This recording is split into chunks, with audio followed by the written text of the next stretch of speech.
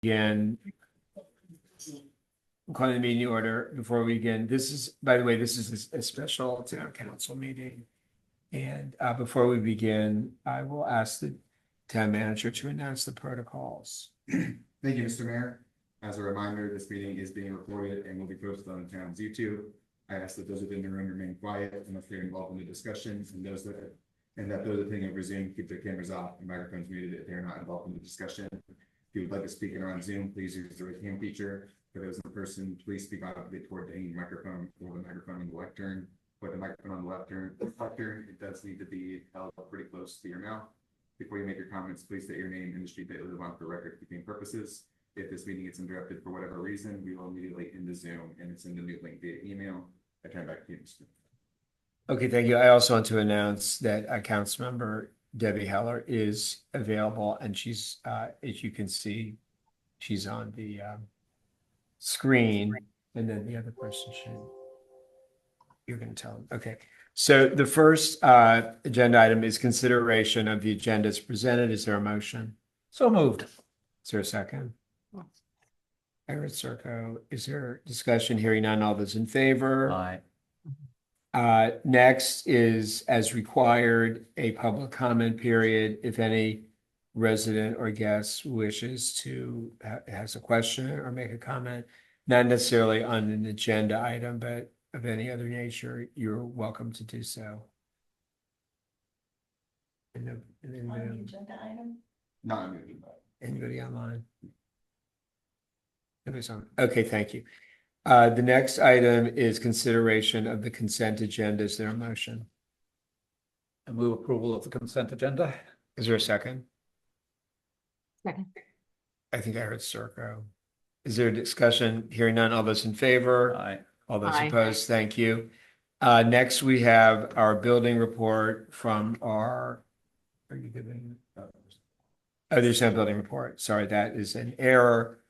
Okay, so we will now move to the next item, which is the 4905 Cumberland Avenue. It's a public hearing. Actually, Optimus first on the agenda. What do you have? Yeah, I think. Oh, you putting me the wrong agenda. Oh, do you have the agenda? I didn't even It's a notice. public hearing, Mr. Mayor, for the permit consideration regarding 5401 Uppingham Street. Okay, thank you. So you want to I see that now. Do you want to read the rest of it? Since you started. Yes. For additions to the existing property and HVAC and the removal of 2 trees. Okay, And thank the you. applicants are Kai and Wu Young Chang. Thank you. Thank you very much. So we will begin. Today is February 24th, 2025. This is a hearing before the Town Council of the Town of Somerset for the building permit application submitted by Wan Young Kai and Wu Young Chang for the property located at 5401 Uppingham Street, who are seeking first an addition to the existing property, second an HVAC, and third the removal of 2 trees. The hearing will observe the following order. First, the Somerset Town staff will present their findings and submit for the record a report on the application under consideration.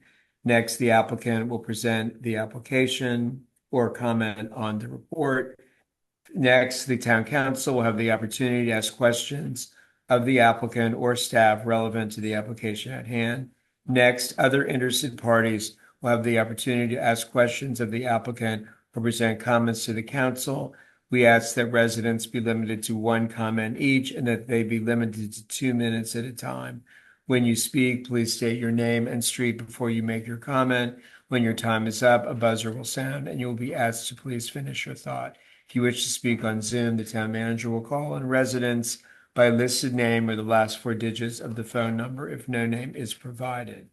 Following that, if necessary, the applicant will have the opportunity for rebuttal testimony, after which the public comment period of the hearing shall be completed and the record closed. Finally, the council will deliberate and discuss among themselves the merits of the case, the findings of fact, and conclusions. The council may make a motion on a permit decision. If any opposition is presented, the town attorney will be asked to write a decision, and a permit shall not be issued before the expiration of 30 days to allow time for an appeal. If no opposition is presented, the town manager will be asked to issue a permit. We now will begin this hearing with the presentation of the town staff findings and reports. Mr. Town Manager. Thank you, Mr. Mayor.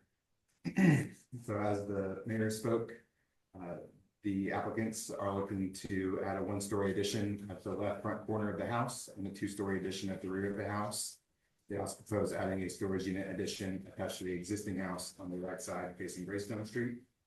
They are also applying to move two HVAC units, and they will be located on the left side of the property. And a new driveway is a part of the additions as well.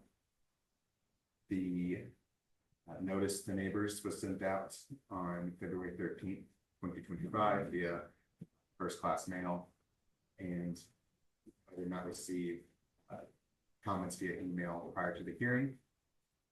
So, There's one memo oh yes. from Kumar Yes. Vaswani. I did not receive from residents, but Kumar Vaswani, in his role as chair of the Public Safety Committee, did submit a memo to the council this morning. I know he's on Zoom, and it's also quite a long memo, so Kumar, maybe you could summarize. the memo? Well, no, he'll have a chance during the. I started here one resident, and then I'll give the building administrator's report since they are not here. The plan proposes a one-story addition at the left front corner of the house, two-story addition at the rear house, a storage unit add-on to the side facing Gray Street or Greystone. The existing carport will remain even if there is a new driveway. The two new HVAC units are proposed and will be located 8.5 feet from the left side of the property line. The attached storage unit will be located 27 feet from the front property line. The two-story addition will be located 12 feet from the left side property line, 26.3 feet from the rear property line, and approximately 50 feet from the front property line. The one-story addition will be located 27.6 feet from the property line and 8 feet from the left side property line. The setbacks, building height, and all meet the town code. I will note too that the driveway is made of permeable surfaces, as is required by the town code. February, Bayland submitted a report. Quickly summarize, Bayland found that for the stormwater management application conforms to the town code because on-site infiltration will be provided for all runoff from all new impervious surfaces for a one-year storm event.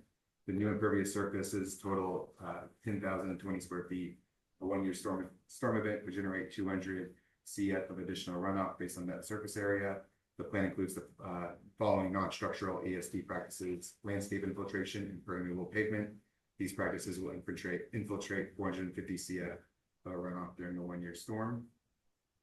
And then for trees, our arborist, Colbert Feather, is on Zoom. He would like to comment there. Dr. Feather, can you hear me? Can you turn on his video?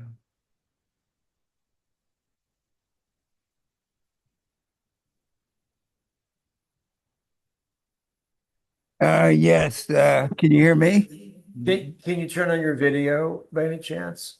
Mhm.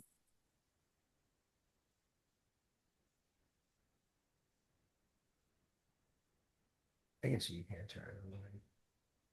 Here he comes. Maybe.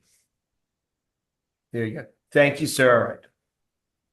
Even though there you go. Thank you very much. You're welcome. So,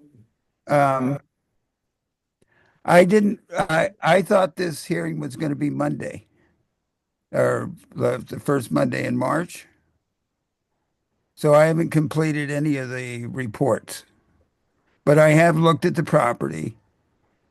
And the one tree they wanted to remove was a crepe myrtle that was next to the structure on the east side. And I have no problem with recommending that removal. All the trees can be protected from the construction, including the redoing of the driveway. Also, that the site plan shows the tree protection plan where the fencing would be. Yes. So I apologize for not realizing this hearing was going to be tonight. I thought it was going to be on the first Monday in March.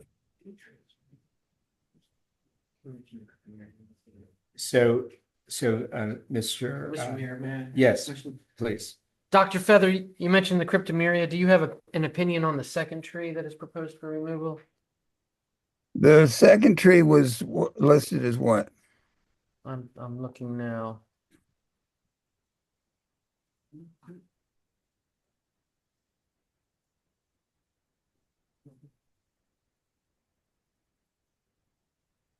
Mr. Baldemus, are you aware?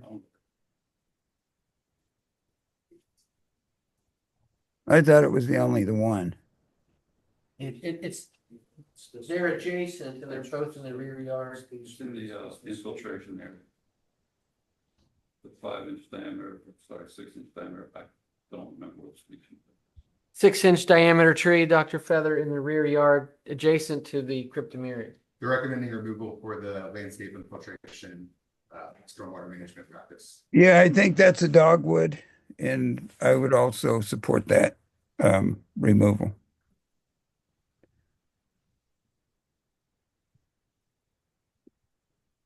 So, Mr. Town Attorney, under these circumstances, can we proceed? Yes, Mr. Mayor. Okay, thank you. Okay, does that conclude? Yes, that concludes Okay, the thank you. Okay, so now the applicant will have a chance, please, whoever's going to represent the applicant, please come forward and introduce yourself. Thank you very much. And you're welcome to as much time as you need. And what did you say? Got it. That work? Oh, yeah. Can everybody hear? Lou Balding. Dr. Feather, can you hear, Mr.? Councilmember Heller, can you hear? Not very well. There we go. There we go. We have tech support here today. Thank you very much, sir, for Thank coming. you. Okay, now hold it close, please. Thank you. Again, Lou Balding, I'm the architect for the project, representing Dr. Jenny Kai, who's here as well, 1 month. Just a point of order, how do I want to share on Zoom and walk through images here, or how do you want? You could do that, yeah. But Councilmember Heller, can you hear? Not very well. You know, Lou, you speak kind of in a low tone. If you could wrap it up a little, that'd be great. Thank you. Thank you. You should be able to share your screen on this.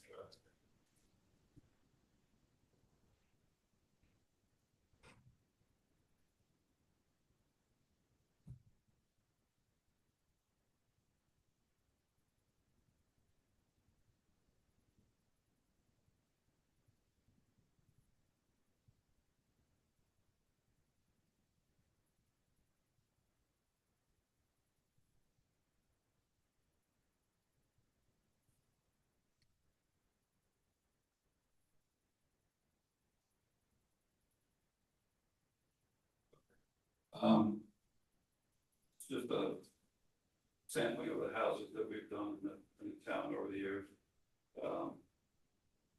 Some of you will be familiar with these, but this will be in the same vein where we're not doing a major new mansion involved in terms of what we're proposing. This is a house at the corner of Buckingham and Greystone. There was incorrect statement in the report from Doug. The storage unit that you mentioned is no longer part of the plan. Existing house is 1.5 stories, it's a split level, where we're at grade in the front and then it slopes down toward the backyard. And there's a walkout in the back, so it's a 1-story addition. On this side of the house with a kitchen, and then a 2-story addition in back for family space and bedroom. These are adjacent confronting properties, and as EJ mentioned, I believe all these owners have been notified. There was also we got the public safety report, the residents report about public safety today. mentioning that the contractor hasn't been picked, the contractor has been selected, and he's actually started some interior demo. Same contractor that did 54 for race time. Just for information. View. Front, it's split up on the side, a little bit. The end of the new house. And it's 1 story in the front and still 2 stories in the back. Everything is below the existing ridge line.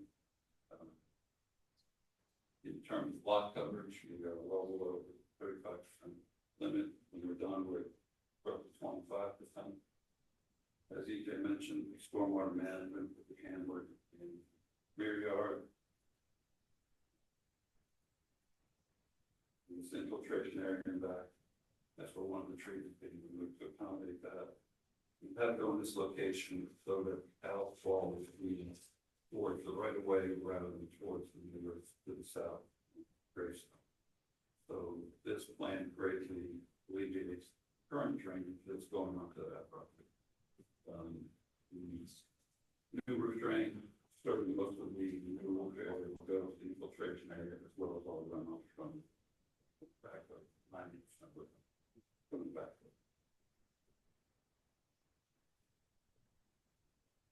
Showing the drainage plan, the outfall, the drainage calculations are all in the station. The rest is just construction.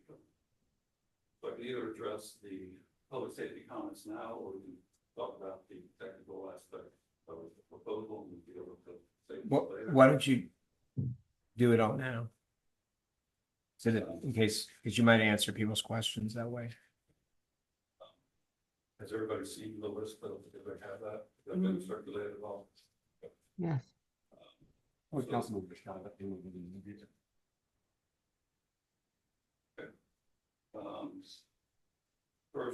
question is going to let me still read the items that are related to our work rather than the recommendations of the town. So in the application, we said no dumpster, no portable toilet. Our surveyor went ahead and showed on the plan. So the dumpster is definitely not needed. All the debris will be moved by truck. The contractor doesn't want a dumpster being used by all the residents. The portable toilet will may be needed later, but we'll come back with a separate application for that. The house is vacant, and the building facilities in the house until the payment.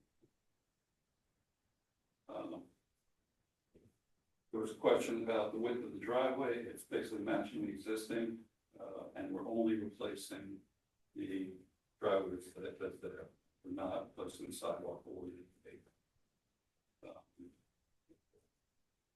the question about any work in the right of way. No, we've had plans in the right of way, and the right of way is shown on our drawings. In terms of parking, on our drawings we showed a contractor putting 3 vehicles on site. You can actually fit 4, 3 in the driveway without blocking the sidewalk. Other one along the house, so 4 on site. He figures there'll be 1 or 2 others occasionally parked on the street. Question about where will trucks make deliveries? And that is a fair point. They will have to come in front of the house on Uppingham and on the side of the street where there's no parking lot. So we're probably working with EJ on how far ahead he needs that plan and how to market per se. But we'll, for transferring the material across the sidewalk, we will close the sidewalk for a short period. Thank you for cement delivery. In terms of timing of deliveries, we're concerned about the BCC bus pickup and drop off. And talked to the contractor today, he has no problem scheduling deliveries around that. He said typically he has delivery between 10 and 2, anyway, he's not looking to get anything delivered that early.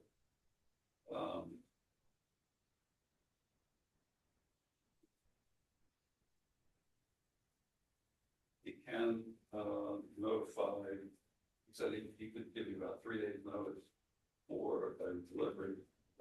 The recommendation from the resident was that the town notified residents 1 day ahead, and then the day, at the end of the day, so he would give you notice approximately 3 days before you got a delivery.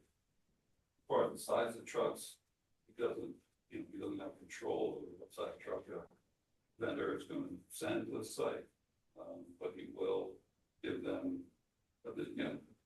describe to them the tightness issue, turning radius and so forth, so that they can make their own decision about what truck to send. Should also, we're going to be having construction meetings every other Friday, and if a staff member wants to come to those, that's fine. For that. Just stay on top of the safety issue.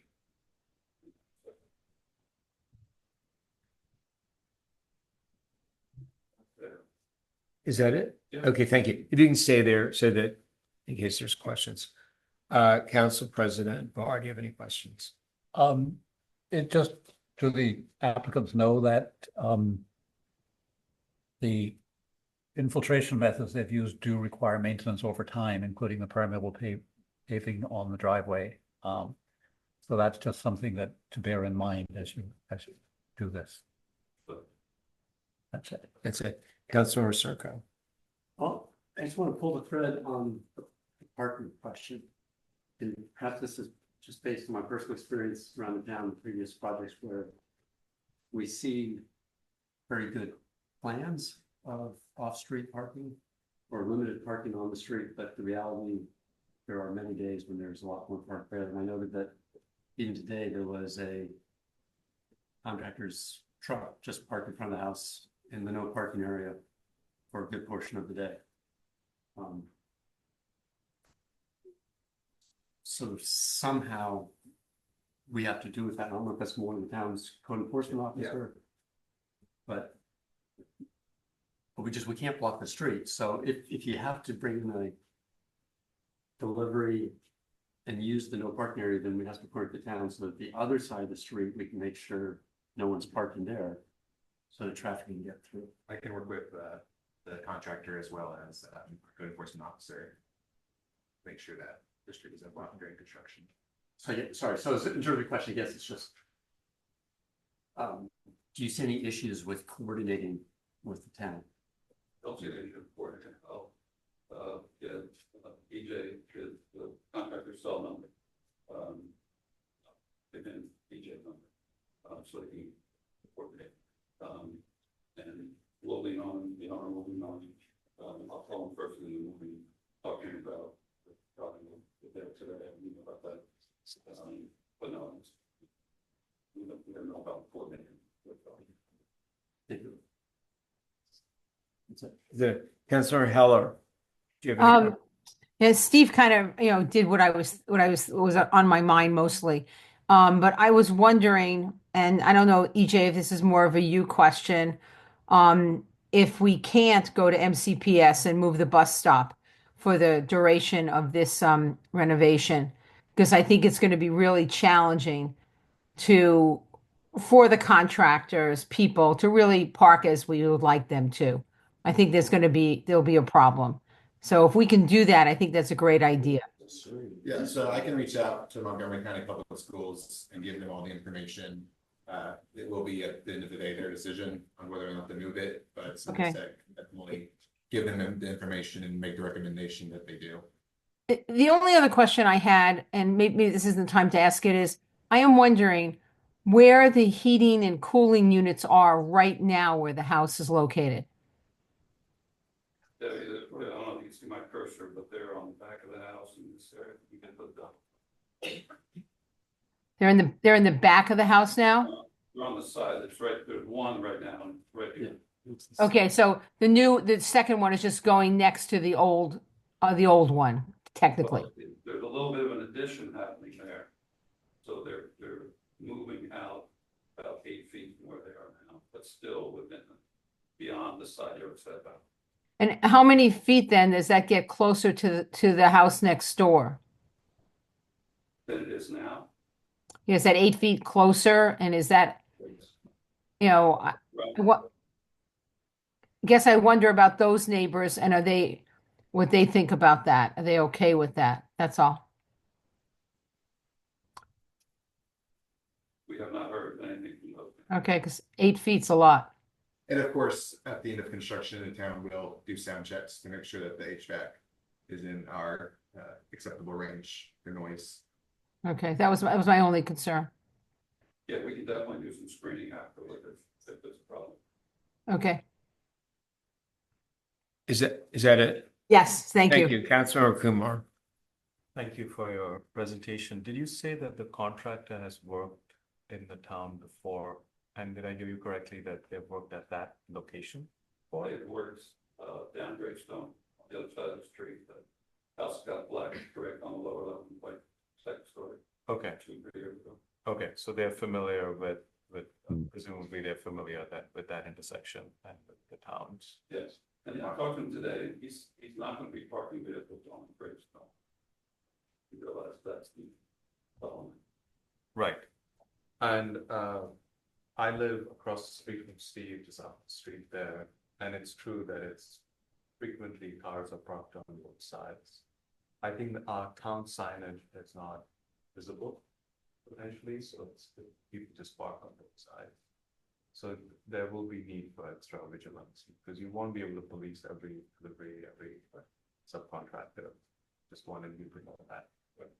There are numerous recommendations in the letter today about sign. Now, I also had a question about the HVAC unit. Because now it's on the street side, on the corner side, currently the one unit. No, It is on the outside, it's on the inside, but you're adding one to that. Right. Okay. Have you considered in the design to locate the HVAC unit elsewhere? That's right next to the camp. Yeah, So that's the best location for us. It's also tucked in an alcove, you can see on the plan, tucked in an alcove. So it's shielded on sides there, which is good. yes. So that's our best location.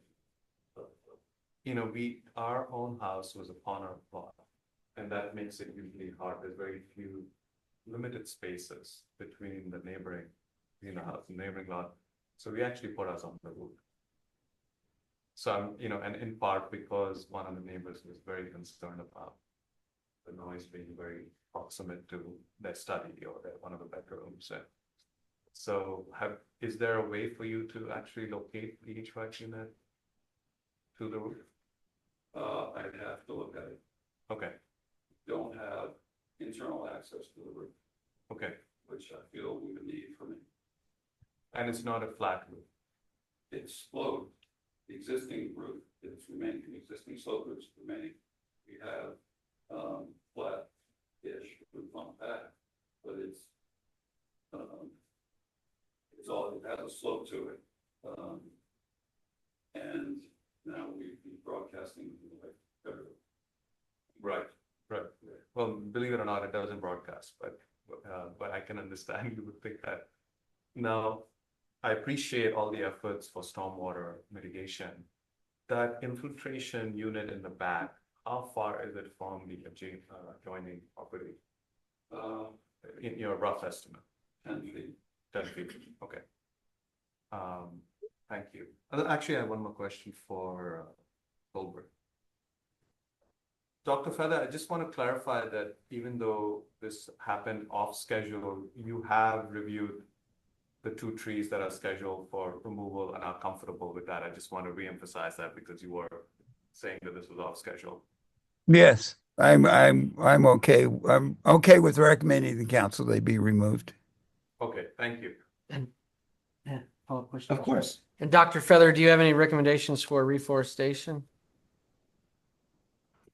Yeah, I can, they should, there are 2 ornamental trees they're removing, so if they reforest with 2 ornamental trees, there's quite a few canopy trees on the site now.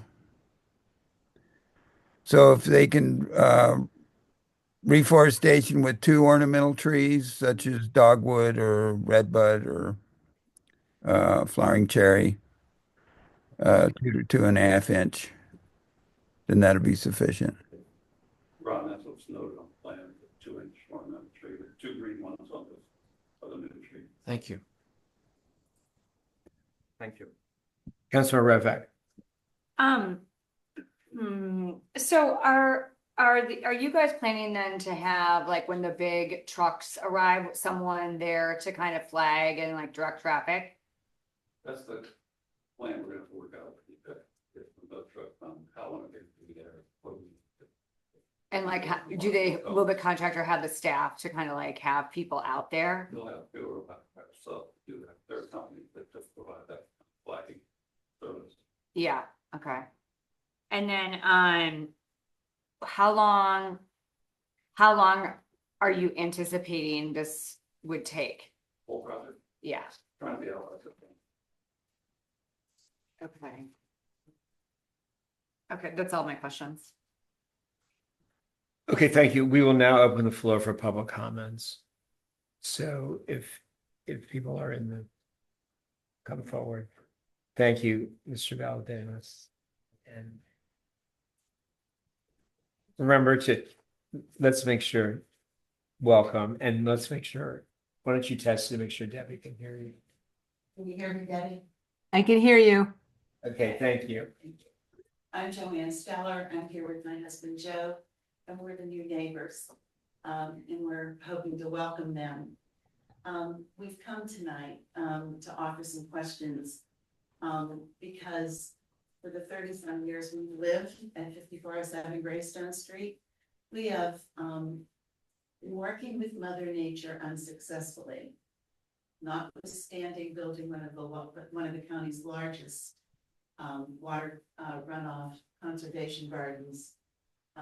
We're still dealing with water washouts because of the more frequent and more intense storms.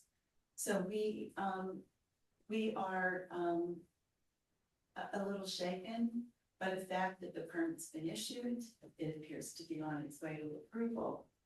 And we understood that we would have an opportunity to ask questions and want to understand how the infiltration system will work. We note that on the plans that we've studied, a larger portion of the roof is now draining through here. It had previously been distributed to a bunch of different, to various points.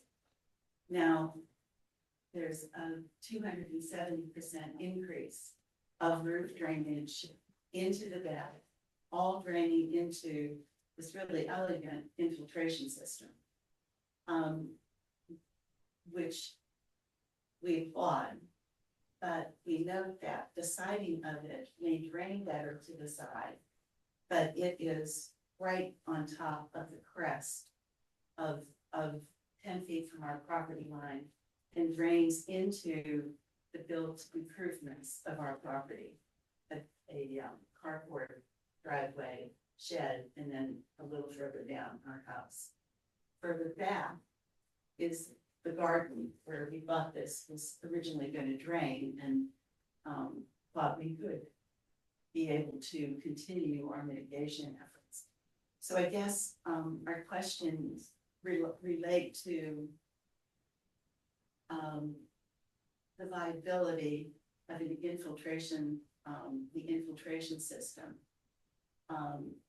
Once it's in, it will take time to get it established. We know from experience, and we also know from experience it needs a lot of maintenance. And so I think to try to crystallize the questions, what I would ask is this siding final, and is it the only siding that is possible?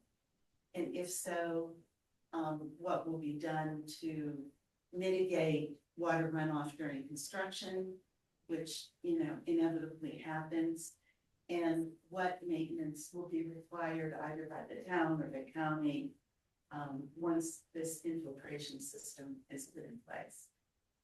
There are a lot of, you know, rabbit holes we can go down in terms of soils running into roots. That the oak tree and others may have to be worked through.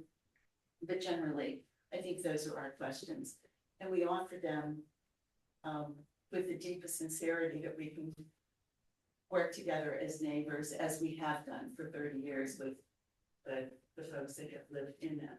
In the Okay, house. so is that going to be your only question, or do you have more? All of our concern is around the. But you addressed all your questions. So do you want to wait to do rebuttal, or do you want to answer this now? Okay, okay, thank you. You're welcome to have a follow-up. Thank you.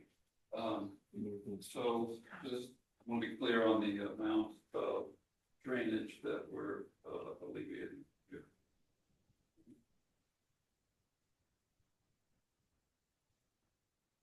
It's hard to see, but this diagram shows the existing drainage, including roof area, that goes to your property. And that totals 4,700 square feet roughly, including roof. This diagram, it's a heavy line, that heavy dark line there, shows the drainage to your property after development, and that's only 754 square feet. We're taking away 4,000 square feet of drainage on our property and diverting it to the infiltration area, which the overflow will flow to the right of way rather than to your property. Part of the reason we located the drainage here, and I believe our surveyor is still online, he can address this further. But we looked at a lot of different possibilities for the drainage here. This wasn't the first idea. Initially, we were going to put a rain garden in the farther in the corner over here, but the outfall for that would have been towards you all, towards the other in that corner. We had to get it to a higher elevation, more in the rear yard. A little unfortunate because now we're taking away the area kids can play, with the infiltration area. We couldn't go any farther west with it because of the trees, the existing trees and root zones that are there. More the older, bigger trees that are in that area. We looked at what we do in the front of the driveway, what we could turn that into storage, and it just wasn't giving us enough area. We looked at doing something on this side of the house, but the slope was too great up the hill side, so that wasn't a good option. So we were kind of stuck with this zone in the rear yard being the best place for the infiltration there. Can I get my surveyor on if he's available? Sure. Shane, are you there? Shane is on. Shane Green. Yes, I'm here. Please identify yourself. Shane Green, Potomac Valley Surveys. Thank you. Let's see if I can get my video on here for you. Oh, excellent. There we go. Hello. So as Lou was explaining, we put the landscape infiltration where it is so that we could safely convey any overflow over the berm on the west end of it there and out to the right of way rather than to the south neighbor. So we shared a similar concern about using a different practice in the back that would just let any increased runoff overflow to their property. We're treating more than the requirement, and we're providing safe conveyance for any overflow from a larger storm out to the public right of way.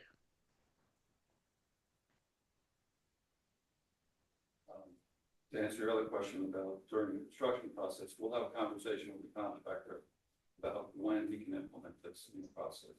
So that maybe we get it in sooner, later. So that when he's going to be doing sediment control, that might interfere with some of this. But possibly we can get this in so that you're not affected by potential. I'm still confused about. Hold on a second. Let's make sure Debbie can hear. I can hear Joanne fine. Okay, good. Oh yeah, here you go. They're going to give you the.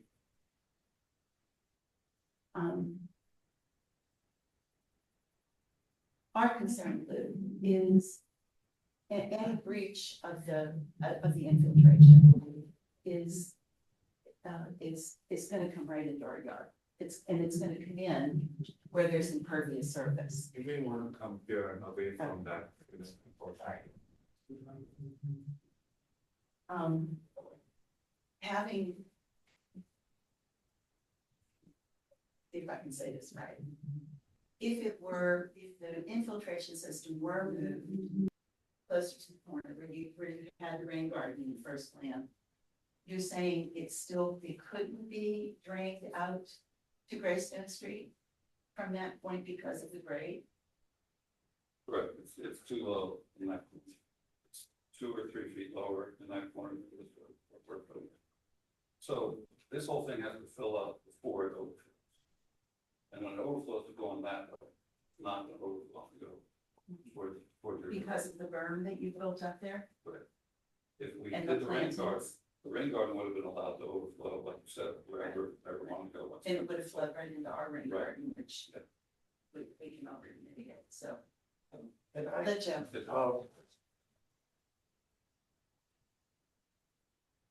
We have pretty. What? Joe, can you identify yourself? Just because Identify it's a yourself. recording. Oh, I'm sorry. It's recording and it might be, we might, thank you, Neighbor on Greystone. thank you. Luke, if you go back to the diagram that shows the existing, it's the. Next. There, this one. What we have current, and we're coping with it. And the numbers sound like it's a big reduction of area flowing into our yard. But if you look at the roof area and the flow from the impervious roof areas, this one has existing, they're all going out. And we're taking our share on the south side from these two downspouts. The proposed plan, essentially, the only thing that's going this way is this corner. And all other of these roof areas, existing and additions, are basically coming down back. If this is the baseline, this is 2.5 times the water that's coming towards us. And so there is it's unsettling. And it's right next to our improvements, the things that are most vulnerable. So if this structure, and it's going to take time for it to get established, is not functioning, it's not like something you pick up at Lowe's or something and you drop in. This is a custom, and it's an elegant solution, but they're taking out 2 trees here. What's happening to the roots of it? It's going to be a lot of undisturbed soil that effectively, when you look at some of the standard details for this, it looks like the soil's all compacted and whatever, but this is going to be essentially all dug up. And loose plants reflect that, this disturbed area. And so what do we have when we put it back? This is infiltration. So water's going to be sitting in here. And it's going to filter out. At this line right here, there are drops of 2 to 2.5 feet here and 5 feet over here. They're increasing the elevation of this fall. And it's going to be whatever falls in here. If we have a a gully washer like we usually have, there's gonna be a lot of water coming off there at a very fast pace. Effectively, this is relatively flat here. They're increasing it so that the elevation, so it's an elegant solution on paper, but the reality of it is getting to that fully functional structure, that it works. We've been through this in terms of our rain gardens, and Mother Nature will have its way. Now, I appreciate, the alternatives, but for us, this is very unsettling. And if any aspect of it is there's deficient, we're the ones that are gonna pay for it. It's just unsettling that all this looks fine in theory, but in practice, and after a while, things atrophy. I can show you all of what we've done over 30 years, spend tens of thousands of dollars just to cope with this situation. And this plan, again, increases it 270% in terms of what we have now. And if you just look at the roof areas, and on paper, but in practice, and we know having to maintain, there's a maintenance factor there. So you can address it accordingly, and that's why we're here, to hopefully calm or beginning a discussion of how to calm our being unsettled. Thank you, Joe. Yeah. I think part of I haven't done the calculation of the 270% that you did, but I think part of that difference is the additional roof area that we're adding that is now land area that's draining onto. I don't think the actual differential is as much as you're saying. That's something I can go back and check. Just look at the roofs. No, I understand, but part of that roof is backyard and patio, backyard patio that is currently draining to your property. Yeah, You can't not count that. You know what I'm saying? oh, I know, and effectively the patio that's coming out, you're putting back in terms of what is exposed. To rainfall, a lot of it is underneath your addition, so I'm just saying. what is exposed is like 350, 60 square feet. And I just kind of, let's just look at the roofs. All right, I'll let Shane talk some more, but you look at the numbers, overall, the roof is a different question, but overall, including the roof, again, we're reducing, we went to pains, we didn't want to impact. This design was focused on alleviating the offsite drainage to your property, that's what we're trying to do here. And we took away 4,000 square feet of drainage area that was going to your property, that's not going to go to your property. I understand the time, what's going to happen over time, whether this gets implemented correctly, which we're going to do our best to make sure it does. I'm sure Jenny and Blue are going to do their best to maintain it over time. As you said, it's an elegant solution. It does what we want it to do. I don't know what else we would do to make it better. I think, well, I'll let Shane talk if he wants to put anything. Well, I think that Lou's done a pretty good job of explaining it. And I think part of what might not be clear on the plans here is that the landscape infiltration is cut into the ground. So there's a berm to the south side of our subject property that diverts the water from going on to the neighboring property through the so now it'll pass through the landscape infiltration and then over the ground, over the outfall through the swale there out to the right of way.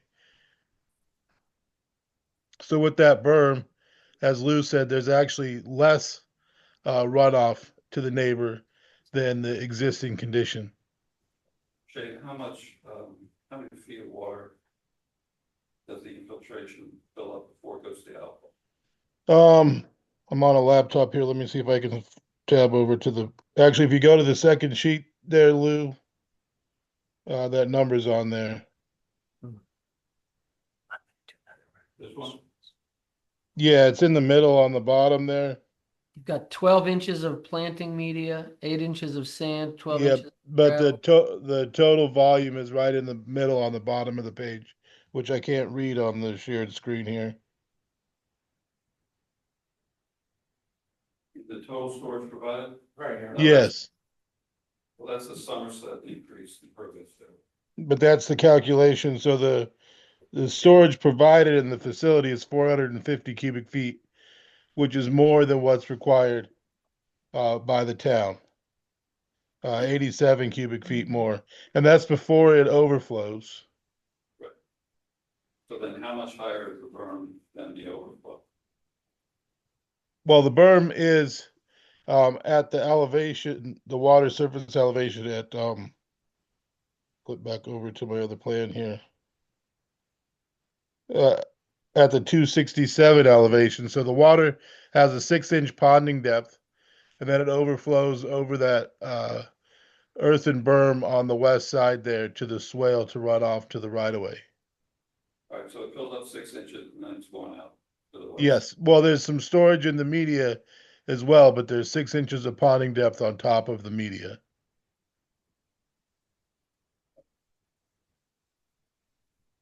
Is that all you're going to? Okay, so I'm going to let the council ask more questions. Council President Barr. Yeah, the 450, what is it, or 412 cubic feet that you're capturing, is that captured from at the point you install it, such that as the media grow, you'll actually capture more water over time? Is that the way it works? No, that's just the volume that it can hold. The media is a planting media, so you use a porosity factor per the manual. So the water fills in the void ratios in the media. Okay, but at the point that you install it, it is able to capture 400 and whatever it is cubic feet that you That's correct. Yeah, thank you. It's an excavated space filled with planting media, and then the plants are installed into the media. Okay, Is that it? that's it. Councilmember Circo. One of the things we talked about with the infiltration pond or area is the need to maintain it. Because if debris collects in it, if soil drains down into it, then you'll have less volume to capture the stormwater. So I guess perhaps this is more for the town, but what is the maintenance routine? I guess, sorry.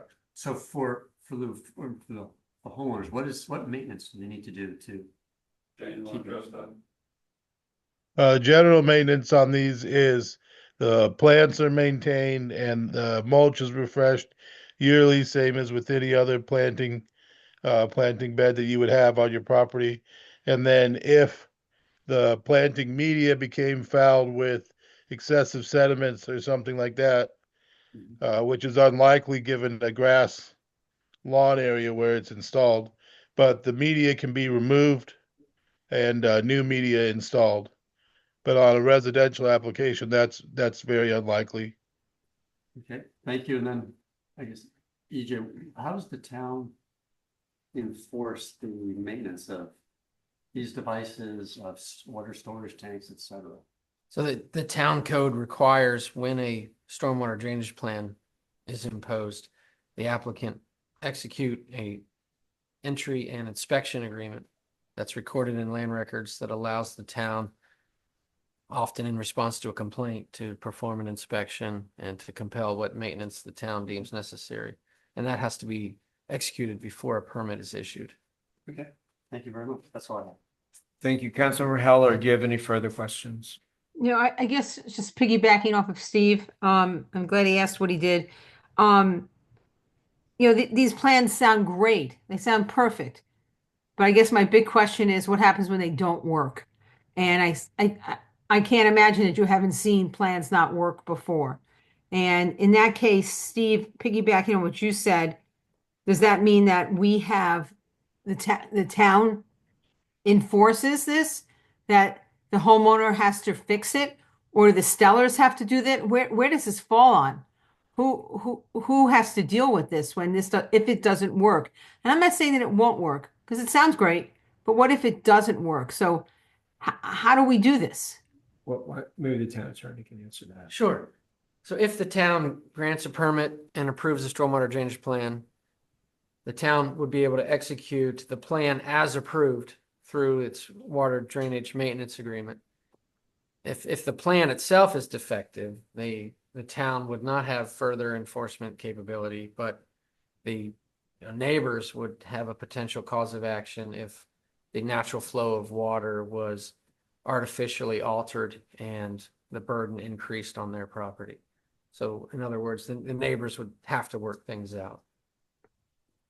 So that can be contentious. That makes it hard for two neighbors to get along when one thing isn't right. And so I'm a little worried about this. I guess I'd like to hear from the Stellars again, to hear what they have to say about this when the round is over. Okay, thank you, Councilor. Let me play back. Well, there are two sets of issues. One is this the right location for the infiltration unit? And then there was also, I think I heard a question about what's happening during construction. So maybe we can tackle the during construction piece.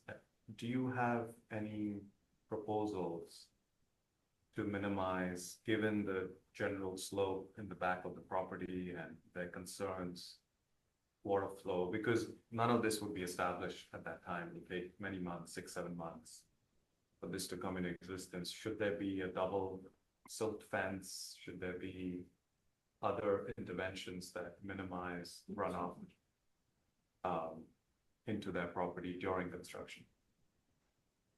Well, that's the I'm asking as someone who has no idea what you would do, but I'm wondering if there are ways in which we could minimize that. Well, the way to minimize it is to get this in for the new roof. Before we do the addition, modify. We have, there's just plenty of floor plans and built in single sill fence, not a double sill fence. We probably do a double sill fence on this side. Contractor hasn't had a meeting with the county inspector on it. But that's the conversation we need to have. What are the steps?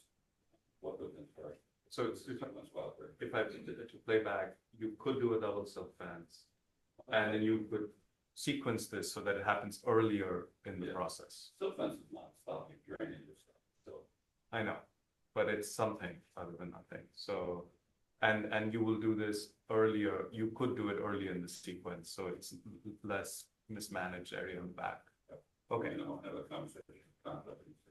And then and then the other piece was, is this the right location? And what I gathered from the back and forth is that it is better than the other possibility, which is in the back corner.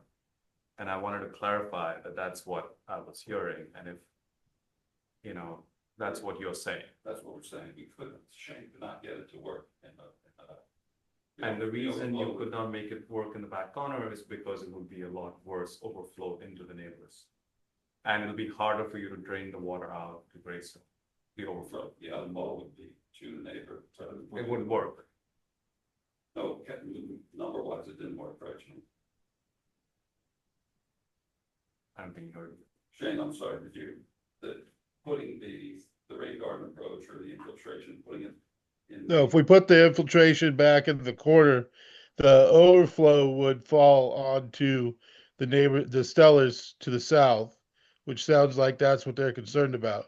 This design here causes the runoff to overflow to the right-of-way instead of onto their property. So clearly we're concerned about neighboring properties. I don't want to say as much as the owners because that would be a little bit disingenuous, I think, but it is certainly something that we put a lot of consideration into. Appreciate it. And last question, is there any way for the infiltration unit to be deeper? To be deeper? Yes.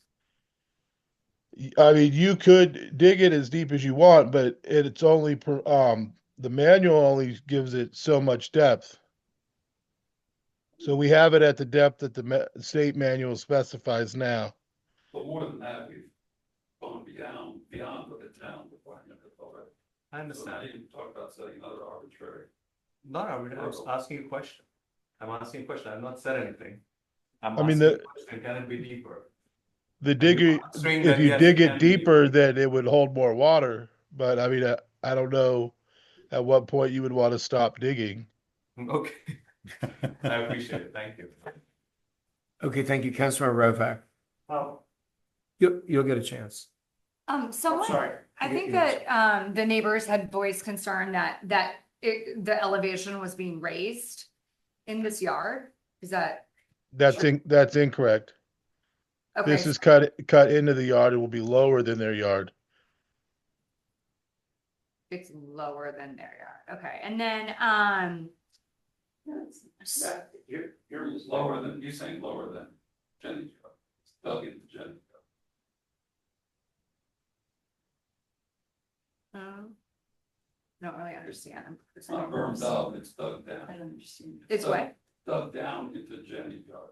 It's, It's not burned up above Jenny's. what you're saying is the depth of the infiltration will be lower than the level of the neighbor's yard. Lower. Correct. No, no. No, I'm sorry, sir. You've,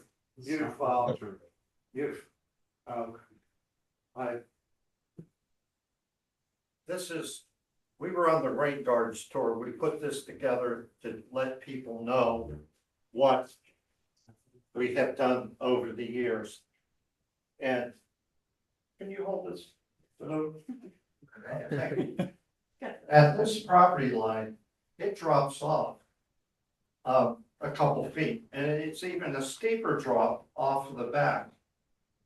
Like, if I sit at this terrace here in our backyard, the fence, the bottom of the fence is at my head. That's how much of a drop it is into the yard.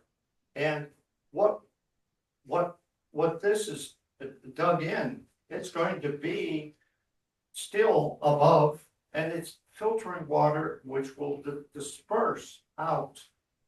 It slows it down, collects sediment, and lets it disperse in this collection. It's not retention. It's an infiltration feature. So it's kind of letting it flow through. So what, so how does that then, I guess to his point, so if this landscape infiltration, holds the 450 square feet of water. I'm sorry? Cubic feet of water. So then it gets full. And then what happens to the water that comes on top of that? The swale diverts it out to the right of way, not to the yard. So there's a swale from this landscape that's gonna take it to Greystone? Right, Yes. Yeah, go ahead. this swale. So it fills up here and then it drains out there. And is Not that there. like, that does work with the like flow of the yard slopes that way, so it'll go to Yeah. Greystone? So these lines are showing how we're changing the grade of existing yard to make that happen. We go over here, we're down lower and we can't get to the right of way. Well, It'd be uphill to get to the right of way for the outflow, the overflow. one of the things about that far location is essentially it's going into our rain garden, not into our build, our shed, carport, and house. It's directed into an area that is supposed to control that flow. This was a county map when we were applying, and they were showing us how much was coming off of this property, and effectively, we coped with that.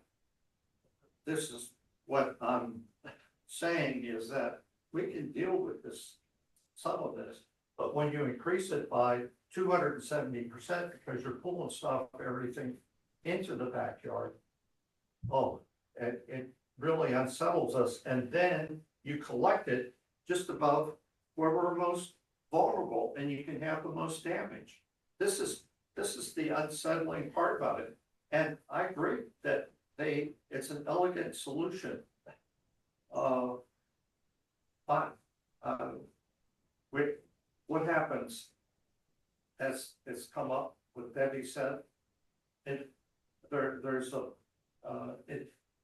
an aspect to it that doesn't work. We're then into a situation of confrontation. This is not what we want, and this is what isn't what we've had. And I'll tell you, this upper elevation is 6 inches in that overflow. And if it erodes or there's, we've had berms in our rain gardens that they're just like some of the speed bumps in Somerset. When you have a downpour, it doesn't slow them down. It just, once it's breached, and it wears down. Essentially, go ahead. I got one. Shane, I don't know about this, but Joe, if we had a second overflow on the right-hand side that would divert to your green garden, would that be? I'd have to sleep on that. It's just having all this there that Again, we have nowhere else to put it. That's the problem. well, And I don't know that there's an. I don't want to impact. design it here, and maybe we need. I think it is designed, as you said, it's an elegant solution. I think it works. I'm trying to make it work better for you, Mhm. even though I disagree with your ultimate concern. Maintenance, yes. Well, But as help far me as feel holding water, comfortable. holding water in there, I don't see how that is gonna affect your property. Well, it's 10 feet off of the shed. And I don't know what the county minimums are, I know, but this but. water it's infiltration. It's going, if it's collected, there's a chance for it to overflow, but it's gonna sit there, and it could sit there, and you have issues with mosquitoes and other aspects of, Well, then What we're soil? calling the question every summer, man. Be sure they get. I know. We can't do that. We're providing a solution that works. Okay, so I think we're at an impasse now. So do you have any other further comments or questions about no, this? it's Okay. just, I want to correct the impression that this is, level.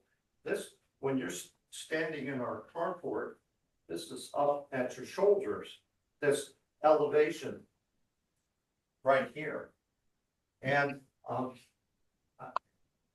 to some degree, we have 2 trees here that are established, have a root system.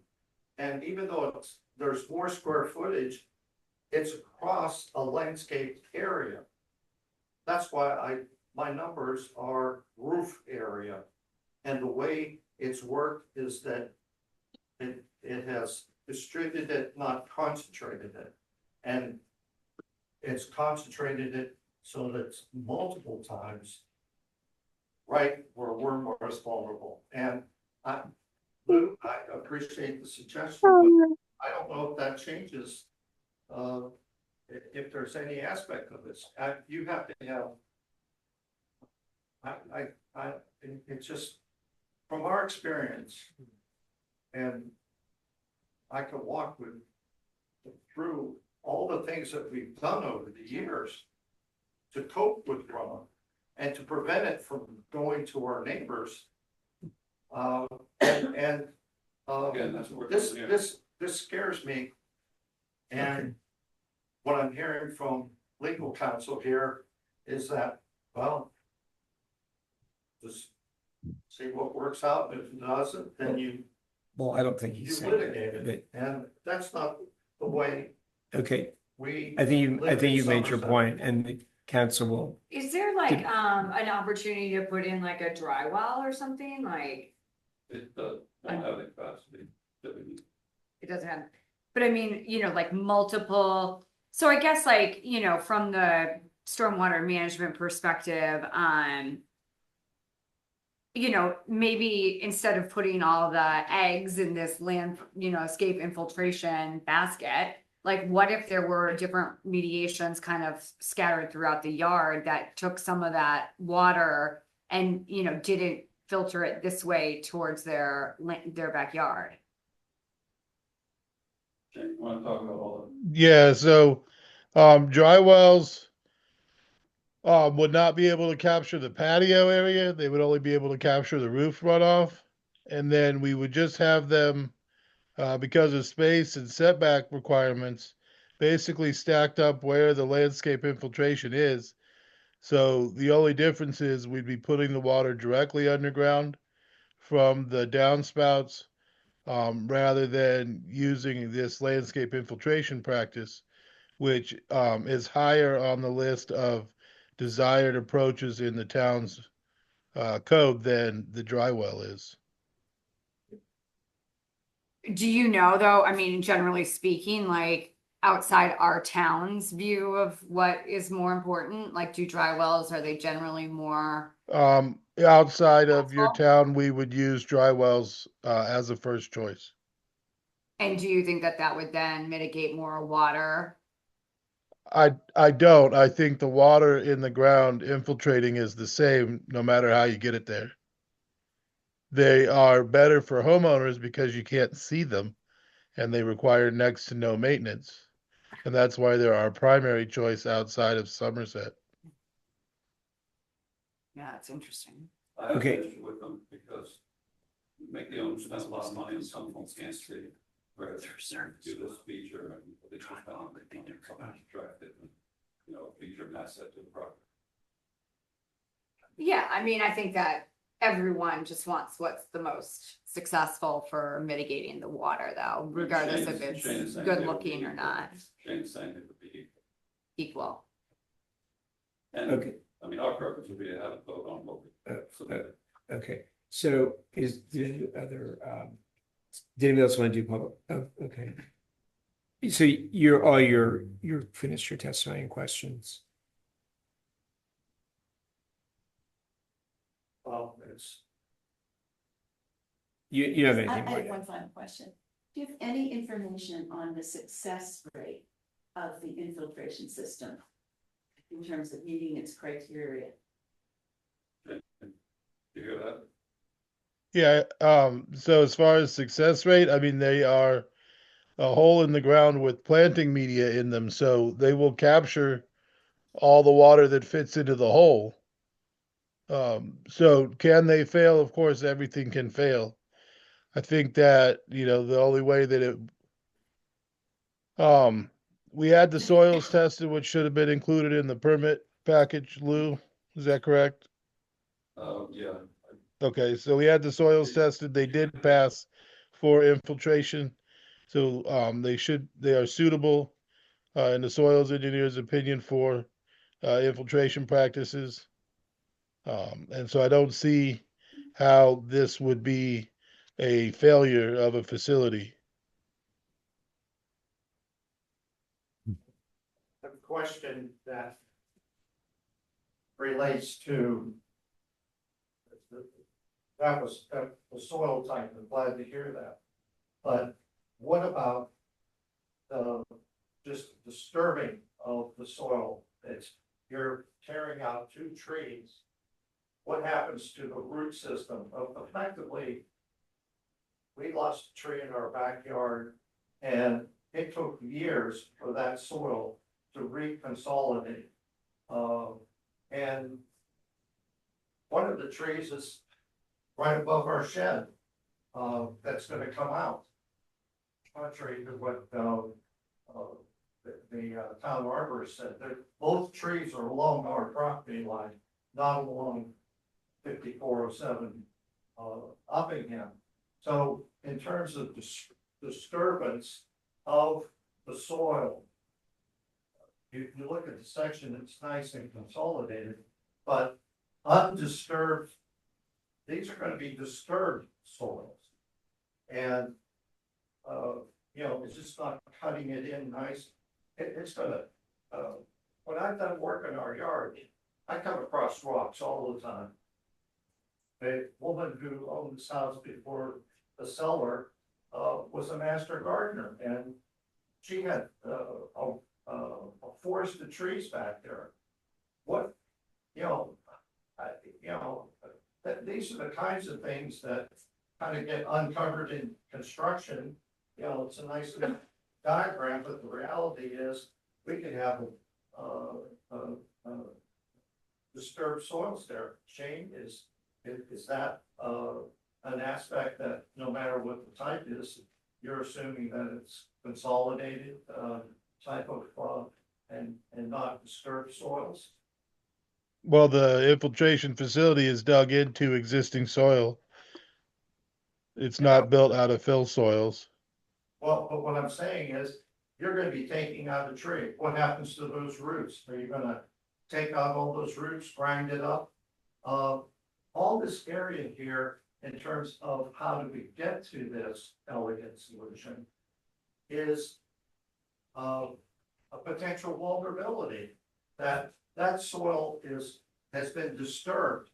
And I know with our tree, there's still an indent where that maple tree came out years ago, because of just what happens with Mother Nature. Those roots aren't there, and they eventually, Mother Nature turns them into soil, and it just sinks down, and it's something different. It's just, those are the kinds of concerns that we have in executing this, and the contractor is, you know, he got his permit on February 12th, and he's told, you know, he took down the trellis today in the backyard. And my concern is the next thing you're going to take down is the spouting across the back, and we're still discussing how do we control this. You know, this is a moving train, and if he wants to get in September, he has to do these things to meet that schedule. So, you know, it's unsettling. Okay, let's, you'll have a chance to rebut that, but let's have Mr. Vaswani. Kumar Vaswani is on Zoom, raising his hand. Kumar? Yes. Yes, thank you. So I have Kumar Vaswani, Trent Street. Want to just offer a very warm welcome to the Kai and Chang family. And I do have a couple questions and then a comment, and I had submitted some written comments in earlier. So one quick question.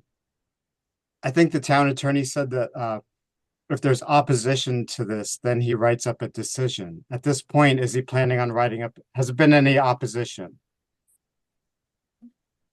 Yes, I would consider the testimony to be in opposition. Okay, so are you going to write up a decision? Yes, I am. Okay, thank you. So a couple quick things. But no decision has been made yet. Just know that. Okay, thank you. So there's a lot of different outcomes of tonight. There might not be a decision tonight. Okay, thank you. So the application that was in the council packet did not have a house number certification, so that just needs to be signed by the applicant and submitted to the town. Is a planting plan required for this property? I can answer that. Town requires it for new construction. Is this considered new construction? It is not considered new construction in terms of a planting plan, so it is not required.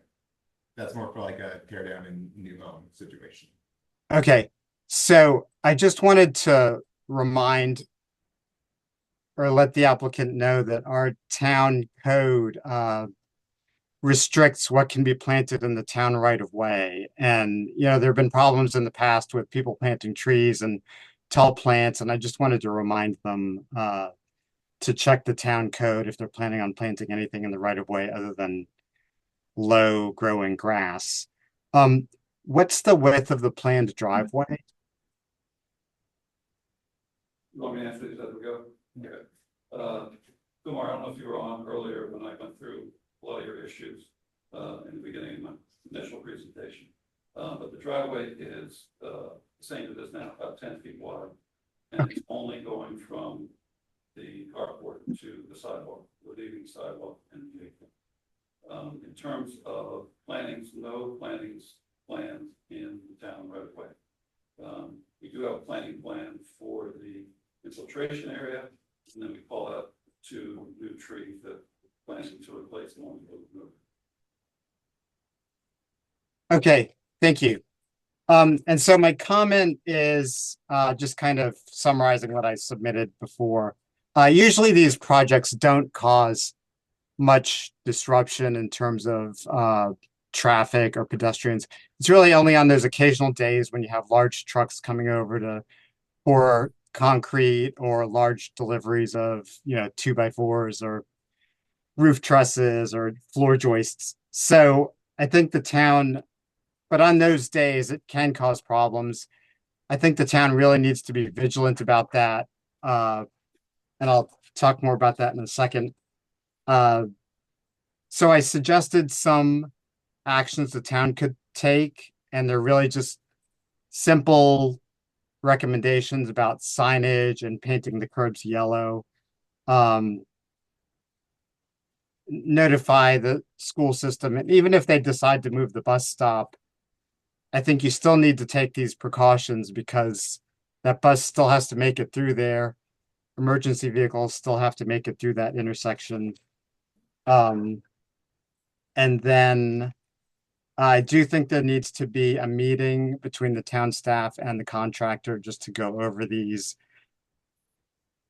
I think people, contractors want to comply with the law, and they're more likely to do it if they've had a meeting and it's been explained to them why these precautions are necessary. And then on the suggestions for conditions of the permit, it sounds like Mr. Baldemus is pretty receptive to all these. I think most of the conditions I suggested are things that contractors are used to working with. And in particular, I think there needs to be some kind of system where if they're bringing, any truck larger than say 24 feet, that they'll, arrange it with the town can set up reserved parking, and then it can ban parking on the other side of the street. The other thing was I suggest that the town put a condition on that no vehicles or workers or even workers supervisors will arrive at the site before 7:20, just to give the bus time to pick up students. And there aren't a lot of students that get on at that bus stop, but I just think it's better not to have other vehicles or workers in the way when the bus is coming through. And I do think that those conditions need to be put on. I appreciate the fact that Mr. Baldemus is receptive and cooperative, but I think that these really need to be conditions that are put on the permit. And I think the applicants will understand that because, if they have kids, we're going to take the same precautions to protect their kids as well for other construction projects. So thank you for considering those comments. Okay, thank you. So do you want to give your rebuttal now, and then we'll turn it over to the council to debate? So Kumar, just fine with all but the last, I'll push back a little bit on the last one. I think it's unfair to ask them to hold their start, up to 20 minutes, a half hour extra. I don't think he's already, I talked to him today after I got your letter. He's already committed, and he had already planned scheduled deliveries between 10 and 2. Doesn't want anybody coming early. Typically the deliveries don't come in early anyway because traffic's too bad. The vehicle traffic dies down and they make the delivery. So I don't think it's reasonable. If you're parking all the vehicles on the property, they're working within the limit of disturbance. I don't think it's reasonable to sacrificing the whole start time. Everything else would have to negotiate on, so definitely work out a plan that everybody agrees to, so we have limits on, you know, when the contracts can get filed, right? They'll be decided by the time.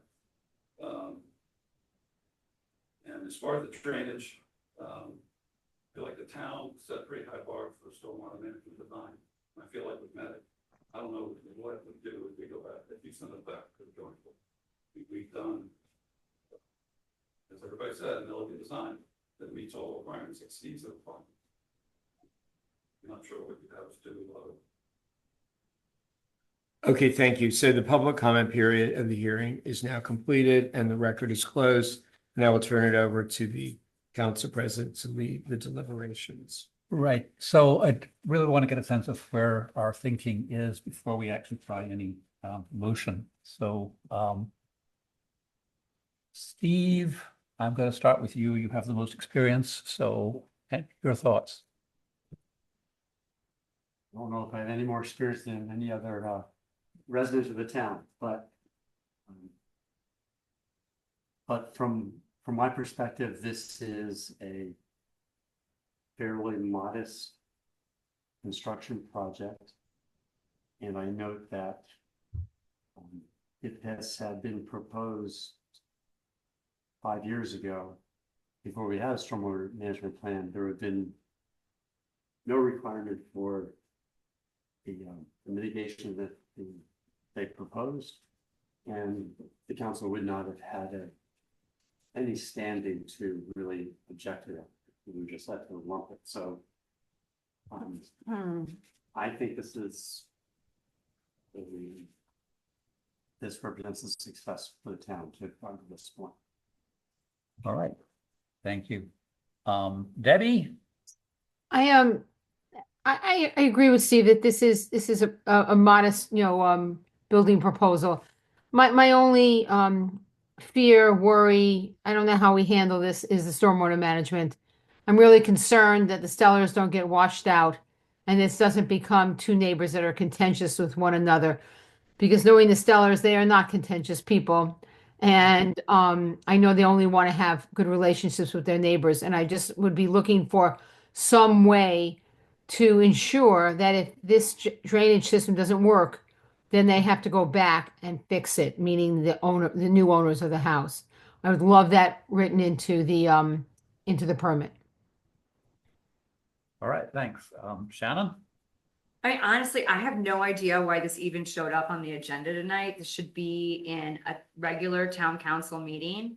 And I don't think we've had enough time to digest this and to send this out, by certified or by mail on the 13th to neighboring neighbors. With the holiday in there, and I just don't understand why we're doing this today. It's not a town council meeting. It was designed to be a special meeting for, these guys to deal with their with their thing. I don't get it. I think that I don't know if these people, if this project was to be a house that was completely taken down and rebuilt in this way, would it trigger a bigger stormwater takeover of what they have to do? Does anyone know? You can ask Ron. Ron, Yes, Ron. so if this, what if this wasn't a revision? What if this was just a tear down and rebuild? Would they have to contain more of this water? It would be the same volume because you have to retain all the roof surfaces for a 1-year storm event. For 1 year. Yes. So it would be they're not about the only same. they're not only treating the new roof, they're treating the entire roof. Yeah. But then the other difference is we just don't have a planting. We don't have any planting plan. That's right. That doesn't come with this revision. That's correct. Yeah, those are my feelings. All right, and Kabir. Well, I appreciate the comment about timing, but I'm glad that we were able to discuss it, and I appreciate the sellers were here and were able to educate us. And I appreciate everyone's patience as we debated this, because this is small town, this is how it works. I'm actually with Steve and Debbie. I appreciate Steve's comment. I kind of think that it would have been worse if we didn't have the stormwater. There would be more runoff. If you were saying it's 2x, there would be more water coming into you. Now there's some mitigation effort. So I feel that that's a step forward, to be honest with you. I think I agree with Debbie's point that it would be great if we can minimize conflict between neighbors. Hopefully there will be wonderful neighbors and I suspect there will be. And so I'm totally open to finding a way to minimizing that conflict. And so if there is a suggestion on that, I would be supportive of that. I would add that I think we heard from Lou other concessions that during construction added silt mitigation effort and then improving the sequencing of it. I don't know how we actually reflect that, but I think those are important because if we can minimize, because as you know, we often overlook the construction time. That's when everything is messed up. That's when water is flowing in every direction. That's when I suspect things will get worse. So if we can do anything to minimize that, I think that would be important to stipulate as well, and I'm open to suggestions of that part. So that's where I'm at. And Mr. Mayor, may I correct my answer to Councilmember Rovak? Yes. So for new construction, the drainage plan must be designed to treat all runoff from all rooftop surfaces. And for additions, it's just the runoff from the new impervious surfaces. So the answer to your question is with the new construction project, it would have been a bigger retention or treatment requirement. All right. That's where I'm. Thank you very much. I mean, a few comments myself. First of all, Ron and Joe, you clearly have been through it and stormwater flowing into your yard, and I sympathize with you greatly. I know how bad that must be, and you've toiled away at Rain Gardens to try to address it. I hope you are addressing it now. Well, good. All right. The point that the other council members are making is that we only revised our stormwater code 3 years ago, and in it, what we've developed is probably the strongest stormwater code in the county across all municipalities. And I know that architects and surveyors are feeling it when they devise these plans.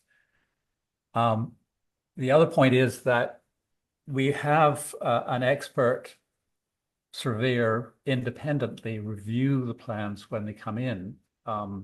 And he did review it and was satisfied that it was a viable plan and capturing more runoff than is required by our code. And our code requires capturing a lot of runoff. So that's it. I understand also the anxiety you're feeling over this new construction because it's coming and uncertain, and things could go wrong, and then you're going to take more stormwater if they go wrong. So what I have to tell you there is that we have to go by the code. We have to decide it by the code, and they are meeting the code is the point, and that's where my view is. All right. Well, I mean, I don't know if we want to do kind of delay until we can have them have a different conversation with the neighbors, kind of talk and see if there's other options. And then also, it doesn't sound like we have any kind of slit fencing to go around or any plan that has that's part of this. But our lawyer can help us with that. Our code requires silt fences during construction. Why can't we just put something in the permit that says that if the stormwater management doesn't work, they have to the new owners have to fix it? Yeah, Why Ron, can't that be part of the permit? Yeah, I agree with Debbie. Do you have any suggestions there? I can answer that. The code does not currently empower the town or grant the town continuing jurisdiction over a plan once construction is complete, other than that it's maintained as it has been approved. And could you remind us again the enforcement element that you mentioned earlier? The code requires a entry and maintenance agreement to be executed by the owner. It's recorded in land records so that it is binding against the land in perpetuity. So if 50 years from now, the berm settles or the media gets clogged with sediment, then the town can compel the then owner to restore the system to working condition.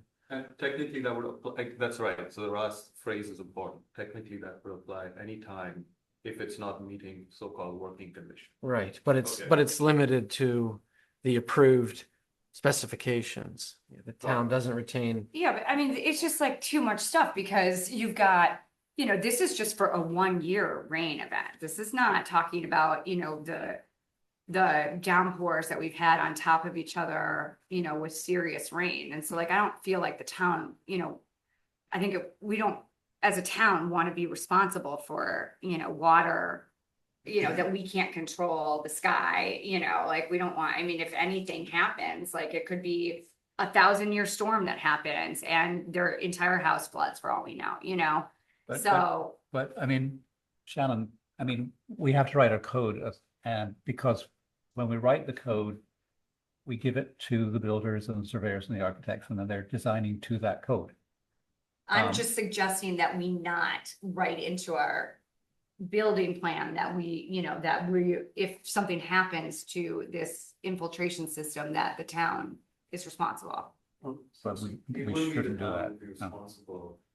All we are saying is that regardless of what we write in, we have the ability to enforce. That's what we just. Yeah, discussed. we can We have, enforce yeah, it, and we can enforce it if it's not working in working condition, and we can determine that if it's not in working condition, so. Let me try a motion to approve the permit. Sorry, Ron, if I could just, before we get to that, there's one aspect of this project in particular that concerns me a little bit. And it's something that Dr. Featherstone wasn't really able to address because he hasn't really looked at it. And it's the trees, the tree removals, tree reforestation. As I've heard the neighbors talk about how the 2 trees are being removed are near their property line, would be absorbing, that root system of those trees would be absorbing a lot of the water that's infiltrating the soil. And the way the plans are now drawn, the new ornamental trees are up property. If hard to describe, but they're not near the property line. They're not, I'm not sure they're actually going to help absorb the infiltration from that system. So, but I've also heard a willingness on the part of Lou and his team to consider some alternatives.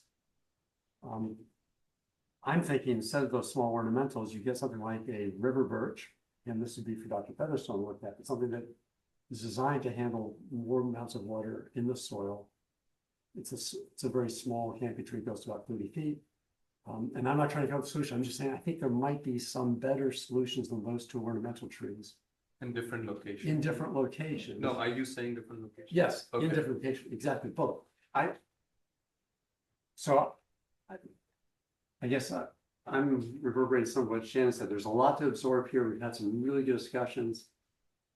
I personally would like to see a relook at the tree plan or what else could be done in that space to provide some additional mitigation or absorption of waterfall. And then we can maybe ask to look at that at our next meeting. You can make a motion to table the decision to a time certain. Go ahead. Okay, so if I'm not sure I've ever done that. So I propose a motion to table this to Motion for continuance. Motion for Let's continuance. let and the town attorney I help don't know you. how much time the applicants would need and Doug Well, would. well, you can table it to the next meeting and then it can Which is a be week from. tabled. It can be That's a week It- from now. it could be- Probably insufficient the next meeting, because I would have to send out the 10 days notice. Right, that's what I was thinking. Okay. So, So you can table it to a time. so I would table D- it to Does it our have next to work be, session. does it have to be 10 days notice? Yes. Because it's, Yeah. okay, so table it. It could also be tabled to 10 days. He's saying to the next work To the session. next work But session. you can, whatever you. Or you can do 10 days, that might be better. The hearing Yeah. could be held during the, and, If everyone's available. yeah, In 10 days. I would need to send that out. And well, that would be, yeah, then you have But to you send need out the notice. material to send out, right? Yeah. but you don't have the could, material. I need at you- least 10 days once the material is prepared to send out. Some- I would say that you could table it for at least 10 days. The motion would, Mr. Townshend, how about table it for at least 10 days?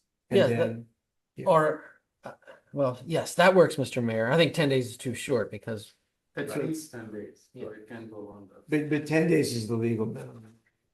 Right, but that's the legal minimum once the manager is in a position to send out the new notice of the continued hearing, which he won't be in that position until Dr. Feather. So what you recommend table for 2 weeks?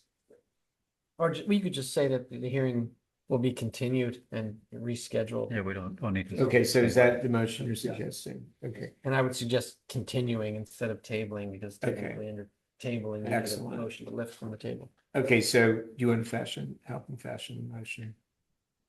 Mr. Townshend? Yeah, a motion to continue the hearing to a date to be scheduled. Okay, is there a and- second?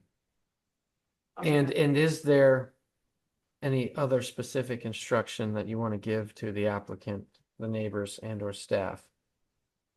So what I've heard so far is that Tolbert provide his report, which hasn't been submitted yet.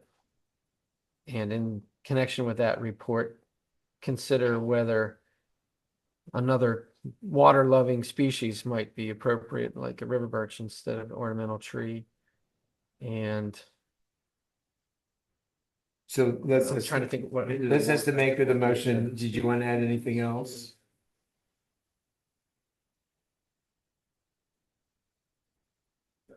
Did you want to add anything else? I'm just thinking, this So- is like a revision of plan. Sounds like you're giving them positive guidance. Think about that. So my concern is, these are my thoughts, but I'm not an expert on the trees. I'm really But we looking could for give our it town generic. arborist to provide As that. approved by the town voters. So the town arborist can, in his report, make recommendations to offset the environmental loss experienced through the proposed removals. So the arborist, if not already having done so, can consider the loss of the stormwater drainage benefits of the existing trees, which may have a bearing on his recommendation for reforestation. So he'll have that opportunity when he completes his report. But I was trying to get further at what you were suggesting about the parties speaking about other alternatives. Did you want to give any specific instructions there, or just leave that to the parties themselves?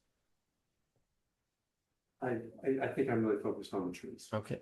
Because this also gives the parties, time to try to work things out. Okay, so is there, and Councilor Robeck second, is there discussion? Hearing none, all those in favor? Aye. Nice. Thank you very much, And- everybody. And Mr. Mayor, would you like to give the applicant an opportunity to, for the record, to address? Oh, yeah, sure. I don't know if I need the microphone, but I feel like you've met the criteria, you're moving the goalpost on. Your stormwater management consultant has approved the plan, forward tonight, approved the replacement trees. And now you're telling us we gotta go somewhere, and you're kicking us down the road at least 2 weeks, if not a month. And that's gonna impact for a lot of things that ability to get back in. And it seems like we're exposed on the plans we see. Thank you. Okay, thank you. Okay, next item is continuation of a public hearing, consideration of a permit amendment application for the property located at 4905 Cumberland Avenue, submitted by Guido and Charmine Bracciale for an amendment to the site plan to add an attached garage an amendment to the site plan to add a retaining wall and an amendment to the stormwater management plan, Mr. Town Manager. No, I forgot I have to read this. Yeah. This is because we record the hearing, and so it's, okay, today is February 24th, 2025. This is a hearing before the Town Council of the Town of Somerset for a building permit application submitted by Guido and Charmaine Bracciale, who are seeking, one, to amend their previously approved site plan to add a detached garage and retaining wall. Second, to amend their previously approved stormwater management plan to account for the addition of detached garage and retaining wall. The hearing will observe the following order. The Somerset Town staff will present their findings and submit for the record a report on the application under consideration. Next, the applicant will present the application. After that, the Town Council will have the opportunity to ask questions of the applicant or staff relevant to the application, to the amendment application at hand. After that, other interested parties will have the opportunity to ask questions of the applicant or present comments to the council. Then, if necessary, the applicant will have the opportunity for rebuttal testimony, after which the public comment period of the hearing shall be completed and the record closed. Finally, the council will deliberate and discuss among themselves the merits of the case, the findings of fact, and conclusion. The council may make a motion on a permit decision. If any opposition is presented, the town attorney will be asked to write a decision, and a permit shall not be issued before the expiration of 30 days to allow time for an appeal. If no opposition is presented, the town manager will be asked to issue a permit. We will now begin this hearing with the presentation of the town staff findings and reports. Mr. Town Manager. Thank you, Mr. Mayor. As the mayor previously stated, the applicants have come seeking an amendment to their previously approved site plan, as well as their previously approved stormwater management plan. The first meeting of the council on February 3rd, 2025, where a continuance was issued to this meeting. For code compliance information, some of the plans do meet the requirements of the Somerset Town Code of Ordinances, specifically for the building height. For accessory buildings, the building height may not be greater than 25 feet to the highest point of surface, regardless of roof height, and 20 feet to the mean height level between the eaves and ridge of a pyramidal mansard or gable roof. At highest point, the garage is 10.9 feet. Setback requirements, the setback requirements for this particular project is 6 feet. On the side, it is 8.2, and at the rear, it is 18.2. The driveway material is not permeable. That is because code has an exemption if the post-construction grade will be 5% or more. In this case, from the front property line to the face of the garage, the slope is 6.2, and the average driveway grade to the second trench drain is 6.2. My apologies.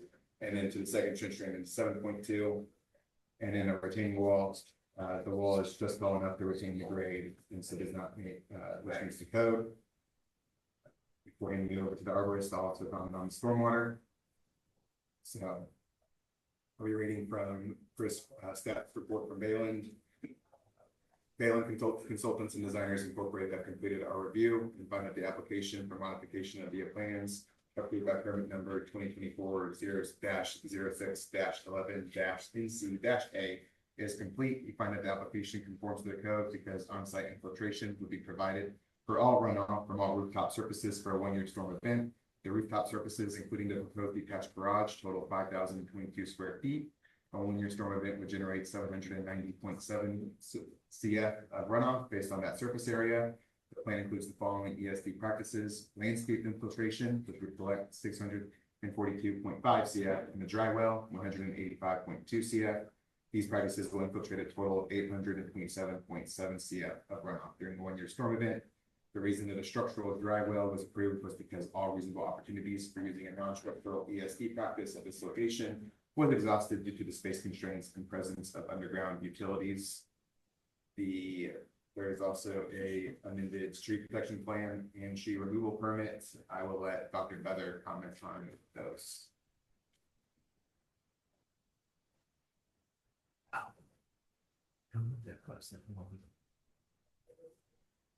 Thank Dr. Feather, are you ready?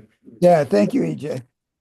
We updated the tree removal report to include the 2 trees the council indicated they wanted the owner to install on the east side of the property.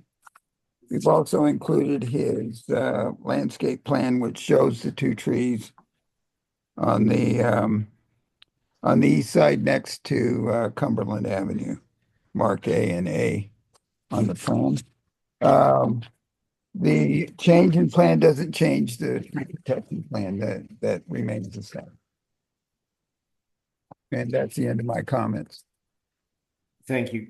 Thanks, Mr. Bruce, is that report. Thank you. Mr. Town Attorney, did you want to add anything? No, Mr. Mayor. Okay, thank you. Okay, now the applicant will have an opportunity. Thank you. Welcome.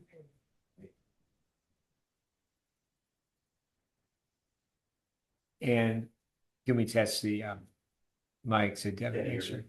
Councilor Heller, can you hear? He needs to say something first. I'll know. Good evening. I think I can hear. Thank you. Try to hold it up there. Thank you. Thank you. Good evening, everyone. It's good to see you all. Matthew Gordon from the law firm of Stelzer Garbage on behalf of the applicants, Guido and Charlene Bracciali. We'll be brief. It's already been a lengthy evening for everyone so far. We just wanted to essentially say that we agree with the town's consultants, that all the findings, all the requisite findings for approval under section 112-9 of the town's building code have been satisfied. And there were, Mr. Bolt, the town council had sent an email out with 3 specific questions, which we'd be happy to go into more detail if necessary. But we believe that those questions were all answered by and large based upon the town's review of code requirements. I believe that the town manager went through the first question regarding permeable materials. The pre-construction grade exceeds 5%, post-construction grade exceeds 5%. And there's some other challenges that make it infeasible to have permeable materials. The second question related to the stormwater management plan. And I understand the last time there was a question from the council for some more robust analysis. We've reviewed the analysis that the town consultant has provided. It's consistent with what the Montgomery County Department of Permitting Services found. They've approved the stormwater management plan. It meets all requisite requirements and we're in agreement on that. And then the last question that Mr. Bolt sent in his email, I believe last Thursday, related to the tree replanting plan. And we agree with Dr. Feather's report that the proposed improvements are consistent with that plan. So I think we believe the applicants feel that they've met all requirements. They're proposing this driveway and the retaining wall and a single car detached garage that meets the town requirements. And they believe that under the state law, county law, and the town law, they're entitled to build what they're proposing. And we would respectfully request that the town council approve these improvements at this evening. And we're happy to answer any questions if you have. Okay, thank you. I think under the circumstances, I'm going to ask Ms. Rosenfeld to make her comments so that then the council can ask questions of everybody. Is that agreeable? I think I'll just facilitate things. Thank you very much. Can you hear me? Michelle Rosenfeld, here on behalf of my clients, Dr. Chris Borick and Dr. Irene Ortiz, who live next door at 4823 Cumberland Avenue.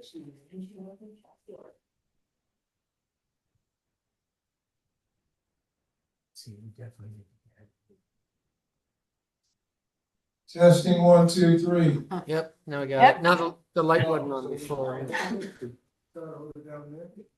that better? Yeah. Okay.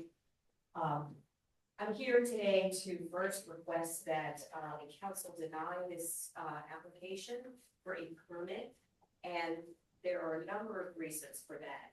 First, I'd like to briefly take you back through the history of this application. As you may recall, this plan has been here before you about 6 months ago.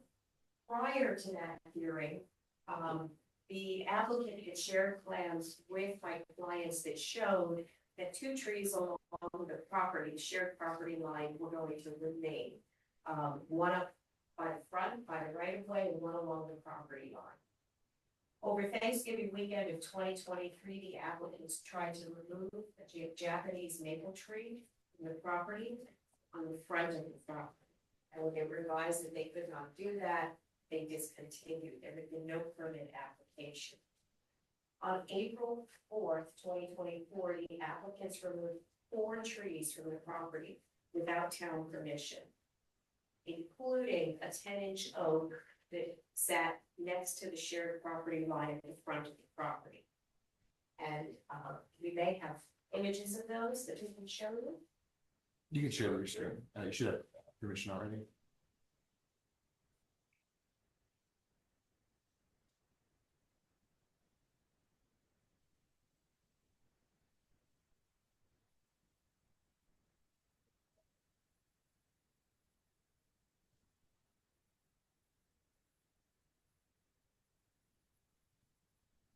So the two trees that you see circled in blue were to, as you can see, the tree shown up on the image, number 2, was shown in the initial plan drawings that were shown to my clients prior to the submission, or around the time of the original submission. That's the 10-inch oak that was to be preserved. You can see in the next figure, over Thanksgiving weekend 2023, that is the Japanese maple that was going to be removed, but then once the applicant was advised that he did not have a permit, they discontinued trying to remove that. Subsequent to that, there were 4 trees that were removed without authorization. The one on the lower left, you can see is being removed. That is the 10-inch oak that was removed without a permit, and you can see both the stump and where it is on the ground. And in the next figure, you will see on the next page highlighted in yellow, those are the 4 trees that were removed without town authorization. That was shortly before, just a week or 2 before the council reviewed the permit application that was decided. And yes, I can hear it. you can or cannot. And the Japanese maple was removed from the property between April 4th and the council's May 5th, 2024 hearing on the first permit. And the applicant had advised the council that the tree had been stolen. All of those trees that had been removed are in the location where the driveway application is now pending before you tonight. There were no other trees that were removed from the property without a permit in any other location on this property. At the time that the last application came before the council for a decision, the applicant had removed the garage and driveway from the application. And I want to read from you I'm not going to read the whole thing, but I'm going to read to you excerpts from paragraph 11 of this council's decision. The applicant's counsel explained that in order to address some of the concerns raised by neighbors, a previously proposed detached garage that would have been allowed by right had been removed from the plans. The council's finding includes this: the town council is unable to fully evaluate the loss presented by the removal of the 4 trees that were removed without a permit, but notes that the trees were a 10-inch red oak within the footprint of the proposed driveway, and a 6-inch flowering cherry, 4-inch redwood, red bud, and a 10-inch grape myrtle, all in the middle of the property at the eastern side abutting the Borek and Ortiz property. It's our position that the applicant removed the garage and the driveway from the last permit review application in order to secure council approval of this project, and should not now at this point be allowed to benefit from the unauthorized removal of trees by resubmitting an amendment that now would allow him to achieve what he was unable to achieve before. Because of those removals, this council and the community restricted their opportunity to debate whether or not those trees should have been removed, and stripped of the opportunity to debate whether or not there should have been tree protection measures, in particular for the 10-inch oak at the front of the property.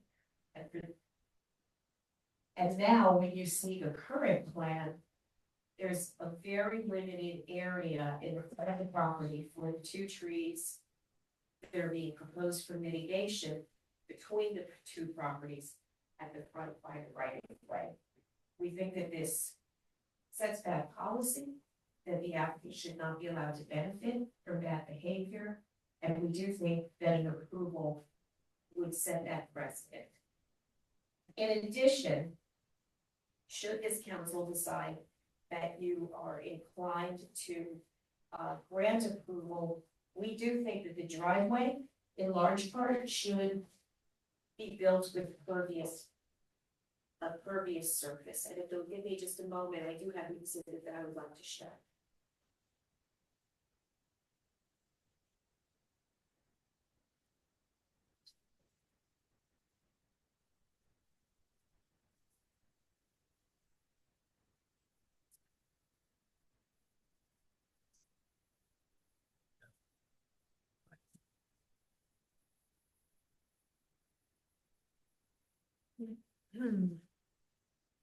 The report that you have indicates that under the town code, a driveway, once constructed, having a slope of 5% or more is not required to have pervious pavement. If you take a look at the exhibit that I just showed you, you'll see segment 1 in blue, which has a slope of 10.68%.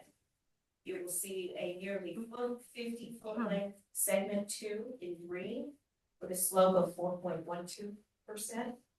And in the end, at the back, you see another segment 3 in a sort of pink with a length of about 45 feet with a slope of 4.41. The town code, as I read it, does not say that the average slope needs to exceed 5% from tip to tip. It is that word average or average from end to end is not in there. This is a long driveway. There is a lot of pervious surface shown here. And as I read the code, the council absolutely has the authority to require pervious surfacing on both segment 2 and segment 3. And so for these reasons, we would ask from the outset the council deny this permit because we think that it's really a piecemeal application subsequent to the applicant's first representation, who is going to withdraw this application for the garage and the driveway in its entirety, and having come back, should the council decide to approve, we would ask that those lengthy segments of the driveway which are below 5% in grade be built in pervious surfacing. And I'm happy to answer Thank you. questions and thank you. So, Mr. Town Attorney, Yes, should we take questions first, or should we have the applicant offer rebuttal? Typically, we'd take questions before. Okay, rebuttal. excellent. Thank you. Thank you. If you want to just stay there in case, and then we'll see. Council President Barr, do you have any questions? But I do, and part of it is going to probably depend upon a rebuttal. And you've made a couple of assertions here that I'm not sure that the applicant agrees with. The first is that all the trees were in the path off the driveway now being proposed. And I want to check to see if the applicant agrees if that's true. Well, you can ask the app. Now you can ask the staff, the neighbor, lawyer, or the applicant. Okay. I will ask the applicant's lawyer if the lawyer agrees that the trees that were removed were all in the path of you're now gonna need- proposed driveway. You're going to need to come over here. Is it okay? Are you two okay? Yes. Are you two okay to share? Mr. Gordon, we're fine. I'd asked, Okay, excellent. our civil engineer, Eric did, I think he looked at this when he submitted the plan to Mr. Feather to show the overlay. But I don't think that we agree that they're all within the path of the driveway. But I don't know if Eric is able to share a screen, but it's part of one of the exhibits at least that I believe is in the package. All right. Second question is, what is the reason that the garage and driveway are now proposed when it was not proposed in the original application? In the original application, when just going back to this, when I got involved in this, it was very late in the process. Typically, at least for my practice, I do not represent homeowners that are going for one permit. It's typically, much larger projects. And it was very complicated because the stormwater management that they were proposing, and there was interpretations under the code that the planter box, the way that it was laid out, is connected to the garage, which was connected to the house. So it was all being treated as one structure, which was creating a setback issue. And I think Guido and Charmaine made the judgment that the easiest thing to do was to eliminate the garage so that it could comply with the stormwater management issues and not have the setback. Since that time, and they had been, I think we went through this the last year, they've been delayed for many months. And it's been a challenging process for them. Since that time, they had switched civil engineers. And I think they would probably tell you today, if they had Mr. Tidd from CAS Engineering all along, they would have figured this out in May, and we would have been able to present this alternative plan at that time. I can assure you that they did not benefit from this process. All they've had is additional costs, mental stress, aggravation. I can only imagine. So it's been a difficult process, but they were able to get a different civil engineer to look at it and figure it out in a meaningful way. They also started out with a two-car garage. They're now down to a one-car garage. So they had to really play with the plan and hire a new professional to help figure it out, because the one they started out with, because of some interpretations under the code, led them down a path that they determined to be infeasible at that time. So your answer to that question is that it's a change of civil engineers that has allowed the driveway. The prior civil engineer didn't think a driveway was possible with the plan that was there. It couldn't, there was a setback issue. They couldn't do it under the way that it was designed the first time, because of the way that everything was connected to each other. And now they've had an opportunity to figure out how to do it in a compliant way that wouldn't require any variances. All right, thank you.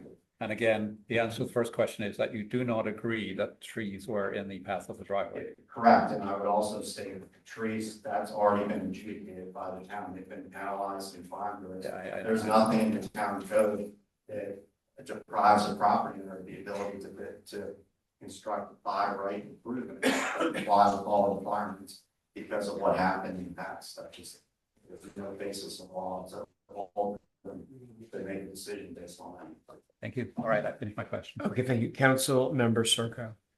Yes, thank you. Couple questions, I think more for town staff. As you look at the green section here of the driveway, is that considered permeable or impermeable? Because what that is like just pavers where the tires would be, and the rest of it is grass or gravel. At least that's my understanding of that section of the driveway. Yeah, in terms of how we viewed or how the consultants viewed the application, we considered the entire driveway just permeable or impermeable. Okay. So we didn't break it up into segments as the council has like here. We just did the whole driveway as one segment. Right, but okay. And then I guess this is for Ron, I don't know if we even have to go into closed session for this, but to what extent can we consider the illegal removal of the trees in our assessment of this permit application? And just as a hypothetical, trees were removed, we imposed a fine. I would think that we could have required new trees to be planted in the same locations, and then we could be protecting those trees if we wanted to. So what can or can we not consider here? I'm not sure I understand the question, so please help me out if I didn't. So, yeah, generally speaking, the penalty for the unauthorized removal of trees is fining. And the abatement is the reforestation, which the council did impose in connection with the prior decision. Although the fines per se weren't part of the decision, but were levied at the same time as the prior decision. There is no requirement or provision in the code that would prevent an applicant from making future improvements because of a fine in the past. The question, as I see it, would be,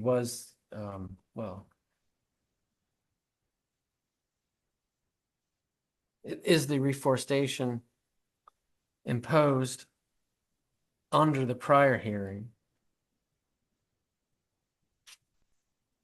subject to reconsideration based on what's proposed in the new application? Right. But I don't see a reason why it would be. Can we pull up 1 second, Dr. Goldberg report? Sure. If possible. I can pull it up. And at the same time, I also would ask that the location of the trees that were removed be shown relative to where the driveway is proposed. Yeah, just while I still have the floor here. Yeah. Oh, sorry. No, that's fine. Just my recollection, which I admit is not rock solid here, but my recollection is that when we approved the reforestation plan, or that reforestation plan had been developed like in keeping with the original building proposal to put in the driveway and the garage. But then we had all the issues, things changed. I guess that's just past tense. Had I known then what I know now, I probably would have insisted on reforestation on where those trees were removed. Well, if you recall, that 3 of the trees were too close to the house. So forget the driveway, they wouldn't have survived. Oh, that's right. That's right. So this is all consistent with the prior decision. Okay. I forgot about that. Okay.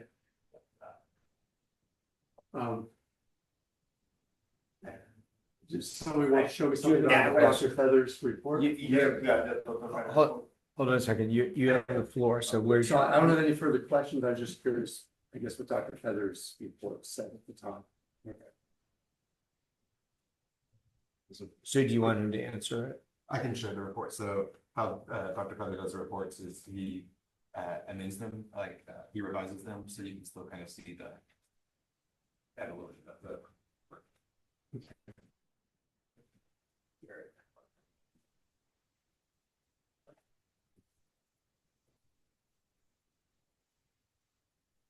So do you want to ask questions about the report? So this is the reforestation plan. No, I don't have any further questions. I think the 3rd page overlays the improvements with the trees and. Eric, are you on the line? Take your draft.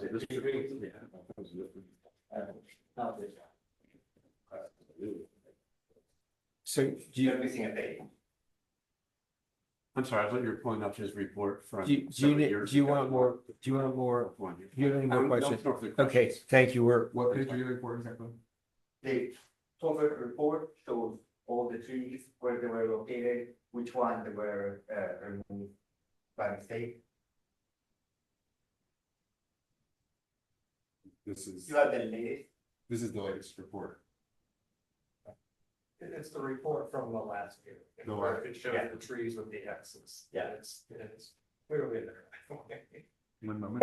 Let me try to put up I have a plan that isn't in that report that shows where the trees were removed. Let's see if I can get it on screen.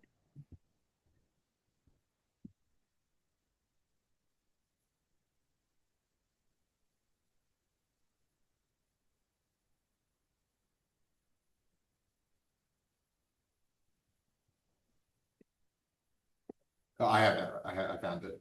Okay, you can pull it up. You have it? Okay.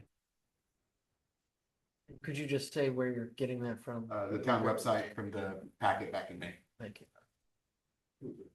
Okay, so you're satisfied now. I'm fine. Okay. You wanna? Say we don't Say have something? this, right? Yeah, my recollection is they were in the driveway and that's what it shows, and I don't have any further questions. Okay, so he's fine now. Okay. Mr. Mayor, could we confirm Go ahead. who is online? I believe. There's a question whether Mr. Tidd is online. Shows that he is in the meeting. This is Eric Tidd with Cass Engineering. Yes, I'm here. Yeah, Eric, you had studied and coming up with the plan, the overlay of the trees with the proposed, the new plan for the driveway and the tractor out here. Right. So trees labeled on Feather's plan 12, 13, and 14 are within the limits of the currently proposed driveway. However, as been previously discussed, those trees likely would have been needed to have been removed in order for the excavation for the new house that's currently under construction. Tree number 1 likely wouldn't have survived I don't believe that the new driveway apron is over top of what was tree number 1, but tree number 1, based on the plan shown, likely would have been removed anyway. Certainly that proposed driveway that's on the screen there appears to be either over top or immediately adjacent to that tree. So that tree likely wouldn't have survived those impacts. Again, I don't think, I think that those impacts were there, whether or not this current application, went through. Yeah, you were telling me about, when you run a construction job, you were saying that you have to bring material from one side to the other side, that on the left side, we have some protections already for the neighbor tree, so we couldn't use the left side, we have to use the right side. You gave me all that. Correct. Yes. So access to the rear yard, even to install the planter shown on this plan or other stormwater management, you're getting around one side of the house or the other. Based on the plan shown, the construction access would have been on the right side of the house because that's the widest width. So those trees, certainly, wouldn't have allowed for an excavator or bobcats or anything like that to really access that part of the property. Certainly trees 7 through 10 on the left side of the plan, those being trees on an adjacent property, took priority over trees that were wholly within the applicant's property. And again, I don't believe that Feather's report specifically said that those trees couldn't have been removed with a permit. It just said that they were removed without a permit. And also I would like to add, so this is the new house. So these are the stairs going down. Here there is a tree. So, it's unlikely that you build a brand new house, and then you work around a 5 inches tree that is right next to your foundation. And same thing as this tree here, when you build a house, it's not that you have the wall and then you can build next to it. You can leave a tree next to it. You need to protect the tree. You need to have at least, Tolbert definitely can address that. But you need to put some sort of tree protection, needs to be a certain size. Then if this is the wall, the foundation sort of, you need a little bit of space to build next to the wall. You need to put the perforated pipe. So if you think about, this is the wall, then you need 3 feet, then you need some sort of tree protection. So you are not gonna have enough space to bring material from front to back. And I wanna add, for the tree in front, it was cut, but it's getting replaced by 5 inches tree plus 2 other trees. So if you can show the replanting plan. Okay, you're I'm okay. done, Thank you. sorry. Councilor Heller, do you have any questions? No, I don't. Thank you. Councilor Kumar. I have two questions. The proposed amendment also mentions a amendment to the previously approved stormwater management plan. Could you say more about that? The DPS approved the stormwater management provision, I believe, 10 days ago. And Eric can speak to it. Eric, do you want to, you've reviewed Christopher staff's report, and obviously you're familiar with it. If you want to give your take on it, on the revisions. Sure. The initial application, when Guido came to us, the application that went in front of Town of Somerset, I'm assuming that was May. I'm not really sure on the dates.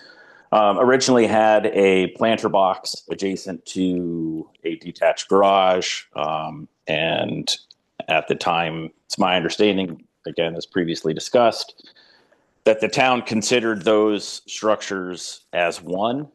Which presented some setback difficulties. So Cass Engineering took the planter box and installed or designed a landscape infiltration facility, which is sort of a larger rain garden. It extends about 5 feet deep into the ground and will retain, I think Bayland said 627 cubic feet. And then we did maintain the use of one dry well, although we moved that dry well to the front yard due to space limitations. We maximized as much of the rear yard as permissible by code to install this landscape infiltration facility. And between the landscape infiltration facility and the dry well, we exceed the allowable or design requirements for Montgomery County and the Town of Somerset. Thank you. By how much do you exceed? It's like 20 or 30 cubic feet. I can confirm the number. I just need 1 second here.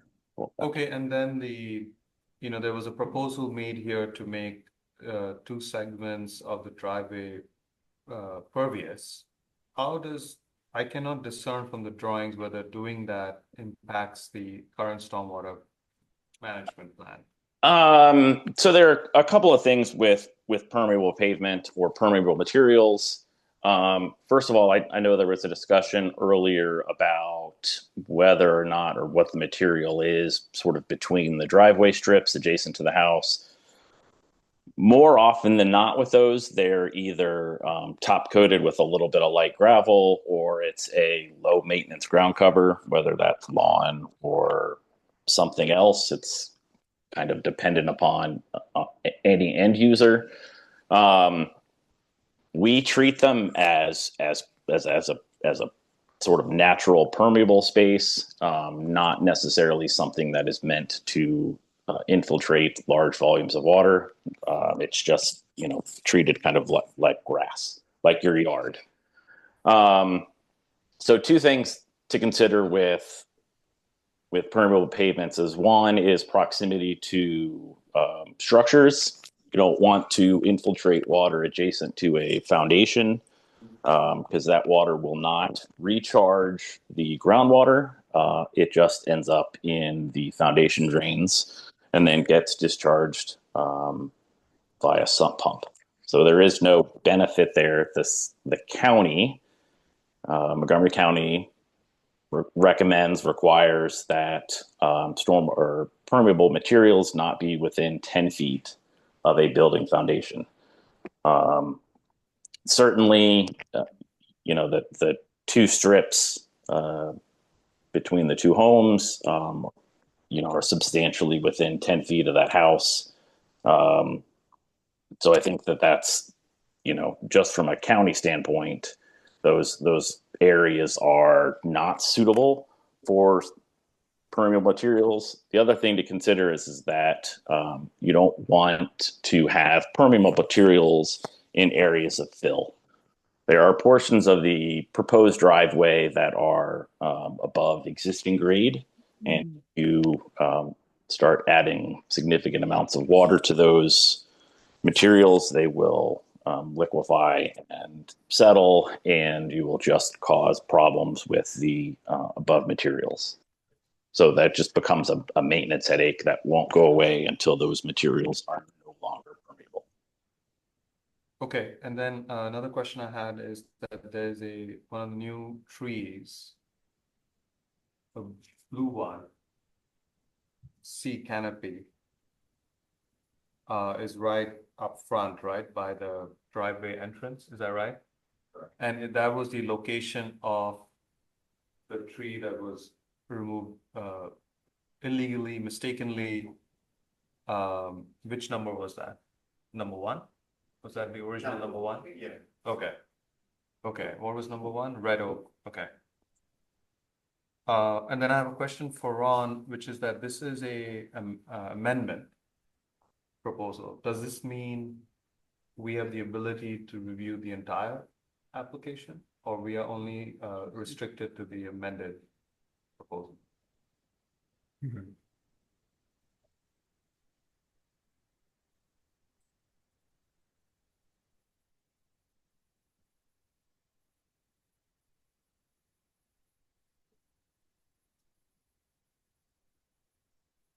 Please allow me to think about that for a little while. I'm gonna read. No problem. read the We code. can move on, and Ron can answer that later. Yeah. Okay. Councilmember Rovak.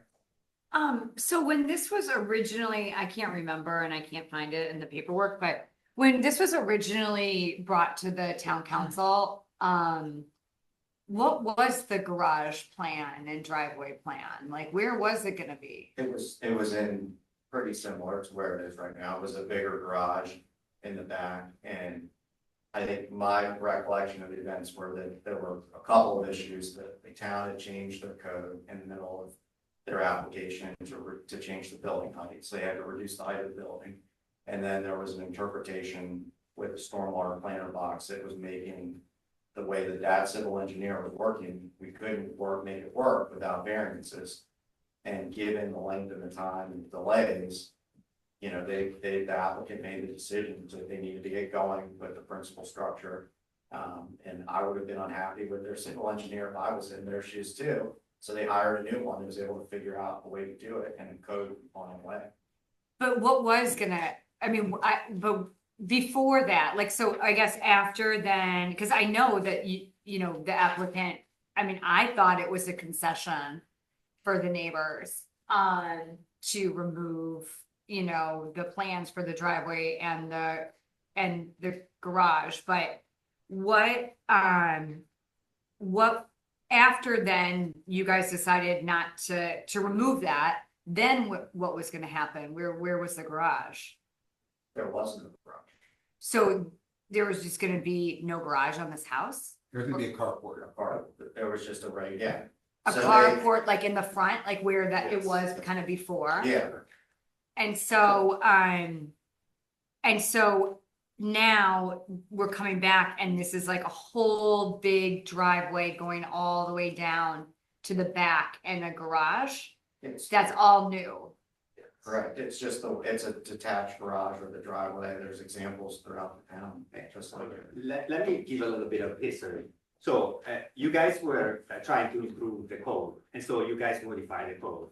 And then we worked with Matt, and then we went through 4 different basically storm management things, because you know we started with something, and then he said, oh no, now there is a code has changed, you have to change it, and so on. We've done our due diligence throughout the process.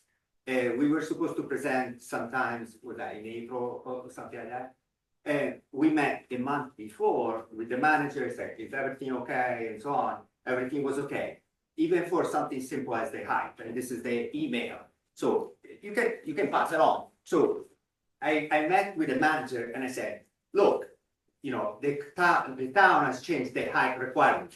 Are we in compliance? And then he said, yes, we're in compliance. And we got it in writing 14 days before the meeting.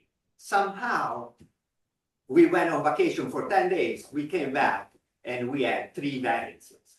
So, and the 3 variances were related to the house height, and then were related to the garage being next to the planter that sometimes right now it doesn't work. So basically what was approved for Dave Kelly that the lawyer represented, basically doesn't work anymore. So my problems were those, you know, outside and then garage. I mean, there was nothing related to the trees. The trees was just a mistake done by a contractor and that's it, and there. And then with the CPJ, honestly, after changing 4 times the stormwater management, you know, they said, that's it. I mean, like, it couldn't, you know, unfortunately, it was not cooperating. I asked the manager, and you guys can call him, you know, I asked the manager, okay, you are telling me that you made 3 mistakes. Tell me what I'm supposed to do. The outside, pretty simple. Stormwater management, how do I fix it? He said, I don't know. I'm leaving 14 days. Unfortunately, I'm gone. So at a certain point, the town provided no help in the stormwater management. And then my civil engineer provided no help in figuring it out. Then, so at a certain point, we moved forward. I said, give me something. We built it. And then 5 months later, I hired a totally different engineering company, took a look overall at the entire situation. I didn't know if they were going to solve my problem or not going to solve my problem. But looking at my property, it seems to me that, you know, you can have a driveway, you can have a garage, and you can have a stormwater management on the left. They were able to solve my problem. We submitted a new proposal, and here we are. But Two things. First of all, you mentioned the Dave Kelly application, another project on Cumberland. As a council may remember, I was here for 2 hearings where you discussed the scope and nature of tree preservation for a Japanese maple in the front yard of that property, located not very far proportionally from where this is here. That project, the council had an opportunity to consider debating whether or not those trees were removed, that tree was removed, and the extent of protection. The 10-inch maple is now going to be replaced with a 5-inch tree. Didn't get the benefit of that kind of debate. May have been saved, may not have been saved. The point is, that was not a discussion. There also have been some factual statements about the history and how this came about, and I would like to ask that you give my client an opportunity to make a few comments as well, just because he's been so personally involved and has more background factual information firsthand than I do. Can I share my screen with it? I don't want to take too much time. We've been here a long time. Let me figure out how to do this.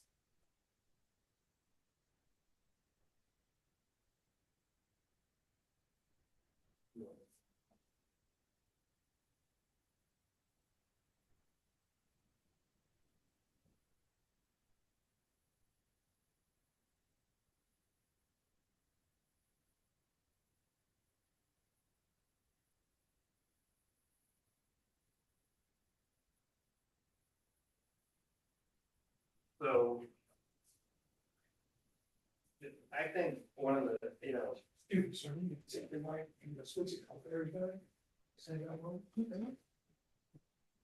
so I think, well, I get that. I think I mentioned this last time, right? We build a house, we get what it's like to want to have a house that you want. I get that. I also get, as you can imagine, what it's like to kind of say, hey, there should be some limits in the tree protection stuff that kind of protects. Is my review of how it kind of works. I think that's kind of an honest debate. That's why we're here. I appreciate all the time because you do this project. I know what it's like. My first Monday of every month is taken up for my different thing where it's 3 hours in constant volunteering, and I applaud how much time you guys put into it. I'm pretty sure most of you guys have paid, so I get that. That's it. Give me 5 minutes. I think the idea that this has been an honest debate, a good faith discussion about these trees and these plants is just not something that is consistent with my experience. If you go back, I just kind of wrote these down to keep me on track. But if you go back the first time that we and I met, we welcomed him, it's gonna be a nice situation, new neighbor, yada, yada. He hadn't signed something based on the fact that I'd done this before, 7 years earlier, which is true. I didn't remember what it was. I remember when I was signing that piece of paper, I sat down, I remember exactly where I was thinking, never sign something without reading it carefully. And at the same time saying, this is gonna be our neighbor that's gonna be here for the next couple of years. This is, surely I'm not gonna sign something that's not the right thing to sign. I see immediately, a couple days after thinking about it, that I signed something that just flat wasn't true. It was that he had come on this day, July 23rd, ready to share the plans. And they, at the same conversation, he told me he hadn't developed the plans, they just weren't ready. So I sent an email back and I said, hey, I get it, just make sure you share the plan later on. Next time he comes by, September 19th, the date's important. Brings by his computer, I remember the laptop about the size of that iPad there. And he's like, okay, let's go over the plans. I'm like, I can't go over the plans on your laptop right now on Thursday night. Can you please just share me the electronic plans? And there was a story that said, hey, wait, no, I can't. There's copyright protection or something like that. And I knew that that was not true. And this is all documented details, by the way. I have all this.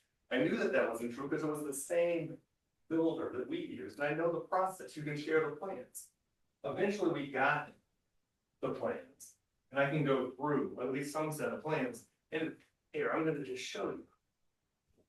Right here.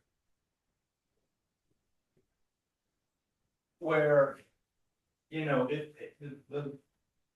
think we've had some conversation along the way about how I'm not sure Somerset's gonna let you cut down all these trees. That's how Somerset works. I know we had these tree protection areas and we had, I think this was earlier than the cherry tree thing that came along a couple months later. But, I don't think that's how it's gonna work. Whatever. I got this set of plans and it's like surprisingly sloppy with respect to the tree protection stuff, right? What you see are 7 trees that were scheduled to be taken down and asked for approval. This is much different than if you go fast forward to when the actual permit application happened, where there's like a dozen or so trees that were just left off. And when you look at it even closer, right, there's this notion, this is the actual plan. I don't know what to call this in drawing exactly, but this was the more detailed outside view of this garage in the back. And you see a situation like this where, okay, not included in the tree reduction plan was where the wall is gonna go over this 25-inch diameter tree in the back. And a fence going over this one that just completely ignored it. This just isn't very serious, right? And so then what happened next? You guys saw this picture, but this is the situation where Guido came by and told me he had town approval to transplant this tree. I'm like, I don't think that that's true. You, I'm guessing, remember the conversation.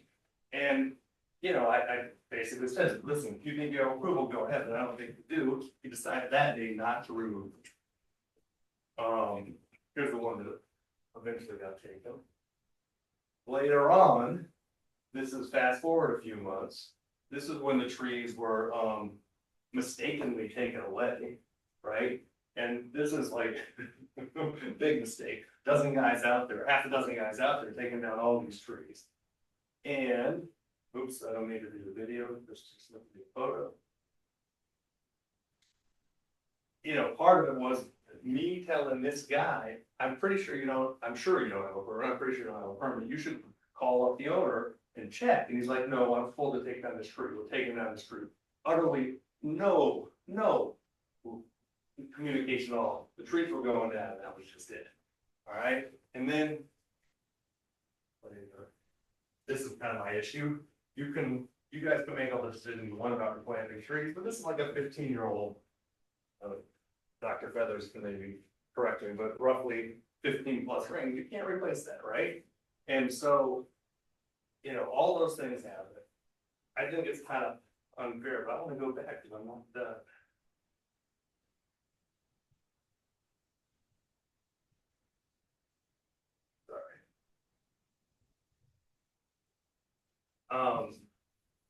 A couple other things I realized was that the application that he did file, where he signed the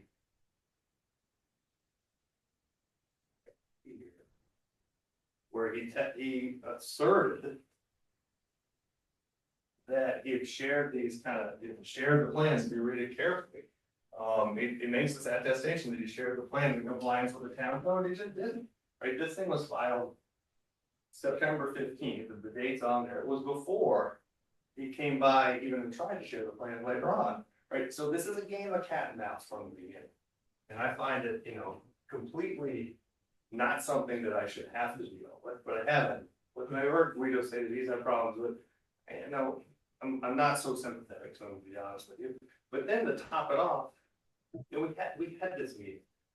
We had this meeting in May, where you go through, it's clear in the record.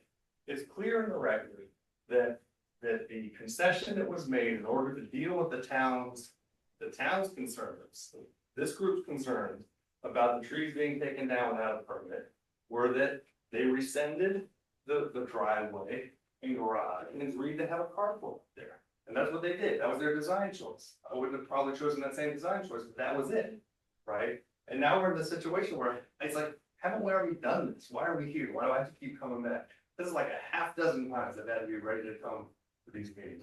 And I thought we were done. The idea that this is thought of independently as an independent amendment apart from the original thing, that I just don't get. And it was clear from the town's decision that if you read the rest of this, it said you're supposed to put two additional trees beyond what we're planning along our property line. And kind of now what's happening is they're squeezed into touches of green space that are left for those trees to be planted. So I personally argue that this is a done deal. I don't know why we're back, but it seems like the town has made its decision. I think there's a lot of factual fog going through when you talk about just the way that how many different plans there have been and what Dr. Feathers approved and whatnot. It just seems like, at some point, but the bottom line is the fact of kind of having an honest debate about this, and I understand Guido feels like he's had problems, but it's definitely the case on our part. I feel like it's up to the town to kind of stick with the deal that was done.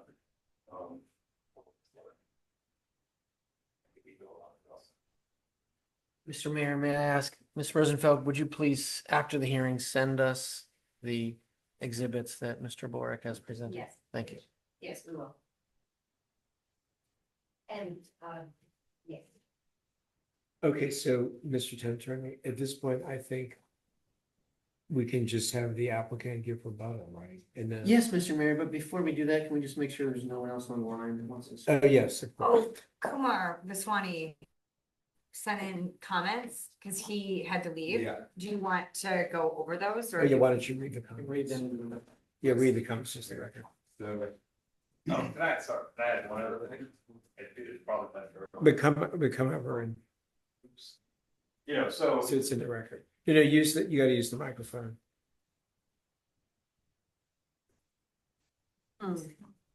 So I think that, Wait a minute, Councilor Heller, can you hear? Yes, I can. Thank you.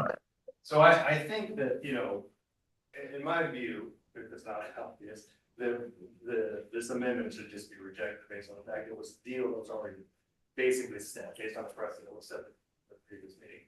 That said, we've made overtures to Guido to try to figure out a way to do the garage and the driveway on the side, but those have so far been there.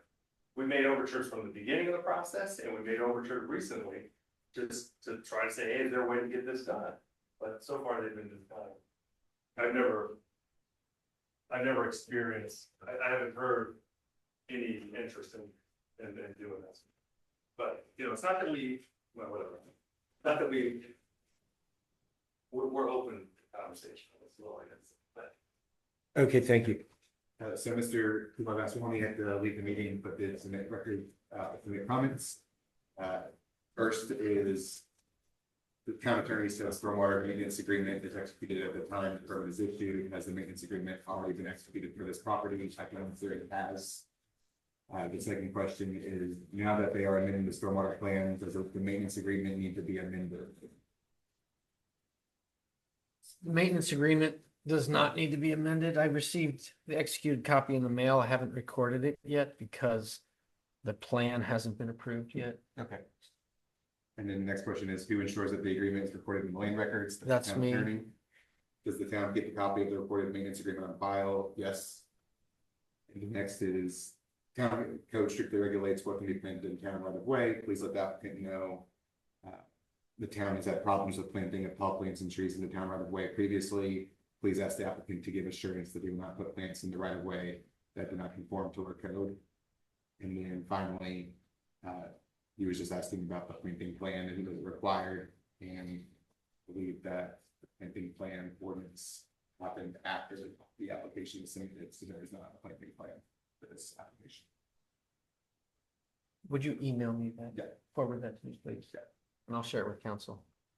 Okay, so Mr. Town Attorney, at this point, I should give the applicant rebuttal and then we can close the hearing. Yes, yes. But would you like me to answer Councilmember Kubar's question? Because both the attorneys might like to respond on that as well. Okay, So to answer your question about what can and can't be considered, I think it depends on what type of consideration you have in mind. Generally speaking, the code provides that when a permit is still open and a modification is sought, it's not a new permit, it's an amended permit. So the project as a whole is generally under your jurisdiction still. But I would say there's certain elements that can be reconsidered, certain not. Stormwater, the code provides that the plan is based on, for new construction, all the impervious, all the roof coverage. So necessarily you're reconsidering the entire stormwater insurance plan as a whole. The garage is new, so obviously that's under new consideration. With tree removals, the reforestation plan is based on the removals that have already been made, with no additional removals being proposed. It doesn't appear to me that there would need to be a reconsideration of the reforestation plan. Thank you. okay, so I think that you said that Ms. Rosenfeld should Yeah. have the opportunity and then the final rebuttal. Yes. But we can go. Well, yeah, that makes sense, Mr. Yeah. Mayor. Have Ms. So Ms. go first, and Roosevelt, then if you have could the make final rebuttal. your comments and then the council will debate. Yes, thank you. I do think that the record is very clear that the council made this last decision in the context of the decision of the garage and driveway. There certainly is testimony in the record that it was rescinded, not simply, certainly not exclusively, based on stormwater management concerns, but the trees, as evidenced even by the council's own decision, were a material factor in why it was rescinded. And bottom line, the applicant now is basically looking for reconsideration of that council's decision. And typically reconsideration would be granted if there was some evidence of fraud or change in circumstances or material misrepresentation of fact. You have none of that. All of these facts were in the record at the time the council made its original decision. So I think that you have ample legal authority to deny this application. And we've made our case with respect to the pervious surface coverage, and we think that there's certainly plenty of room within the driveway boundaries to require certain pervious, but that really is the tail wagging the dog here. I think that based on the council's decision and the pattern of conduct, that denial is both legally and equitably the right policy call to in this case. Thank you. Sir. Thank you. I'll be brief too. If, unfortunately, I maybe can tell that this is very personal between the neighbors, which is not ideal. And if we had an opportunity to go back to May, to just have addressed it all at that time, that's what we would have done. But it was, the design is different, the circumstances have changed, they were required to get variances to process the previous version of the plan with a larger garage that was actually closer to the neighbor's property line. This one's a smaller garage that's set back further. They were able to get another professional to look at it and figure out a way to do it that meets the town code requirements as of right. And that's what they did, as any property owner is entitled to. And I understand that there may be, hard feelings about the trees and what happened, how it happened, and differences of opinions. But as any resident of the town, they're able to exercise their rights to use their property in accordance with the law. And that's all that Guido and Charmaine are asking for. In that all the requirements, the trees, they were penalized heavily for that. It's been adjudicated. If they had issues with that, they could have appealed that decision. They didn't do that. They were fined. They have to replant 3 trees. Like, that's been addressed.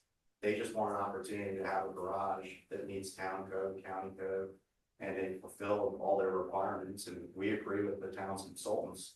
And I think that the denial of this permit would be tantamount to a taking. You're denying them, depriving them the opportunity to use their property as allowed, which the state law protects. And I just think that's wrong. So we respectfully request that you approve the permit. Thank you. So the public comment period of the hearing is now complete and the record is closed. And I will turn it over to the council president to lead the discussion, the deliberations on the merits of the case, the findings of fact, and conclusions. Mr. Council President. All right, thank you. So we've heard strong feelings coming from neighbors about what I would say is the motivations of the builders. And one of the things we've got to think about is how that can bear upon our decision, given the code that we have. I'll just bring that up. So Debbie, would you like to go first on your thoughts? No. Okay, then don't. All right. So Kabir. Well, it's very unfortunate. Disappointed that our neighbors are 2 wonderful families that I know well are in this situation. I appreciate Ron's feedback in terms of what's within scope and what isn't. I mean, from where I stand, we did penalize them on the trees. Whether it was illegal or whether it was mistaken, we cannot establish that. The law allowed us to penalize them, we penalized them, they paid the fine, they've done the replantings. So I cannot equate these 2 issues from my end, but I'd love to hear folks' views on it, but I'm struggling to equate the 2. At the same time, this is a massive driveway. And it is massive impervious surface. So I wish it was different, but it is a sizable impervious surface. And so I'm struggling with that because I think that will create water runoff issues. For sure it will. It's pretty sizable. But for it to be pervious, I'm hearing contradictory views. So I'm struggling with sort of the technical basis of that. And frankly, as a side note, we need to have a session with Balin, working session with them. And then lastly, are they creative alternatives? I am struggling to see that right now. I mean, it's a very narrow space. I don't see, at least from what the drawings are and everything that's presented. So that's where I'm sorry, it's convoluted, but that's where All right, thank you. That's your thinking. That's convoluted it may be. All right. Shannon? Well, I mean, I just think that, yeah, I mean, I do think that this is unfortunate that we're all here and that they had to sit through that long Uppingham thing because they should have been first, but anyway.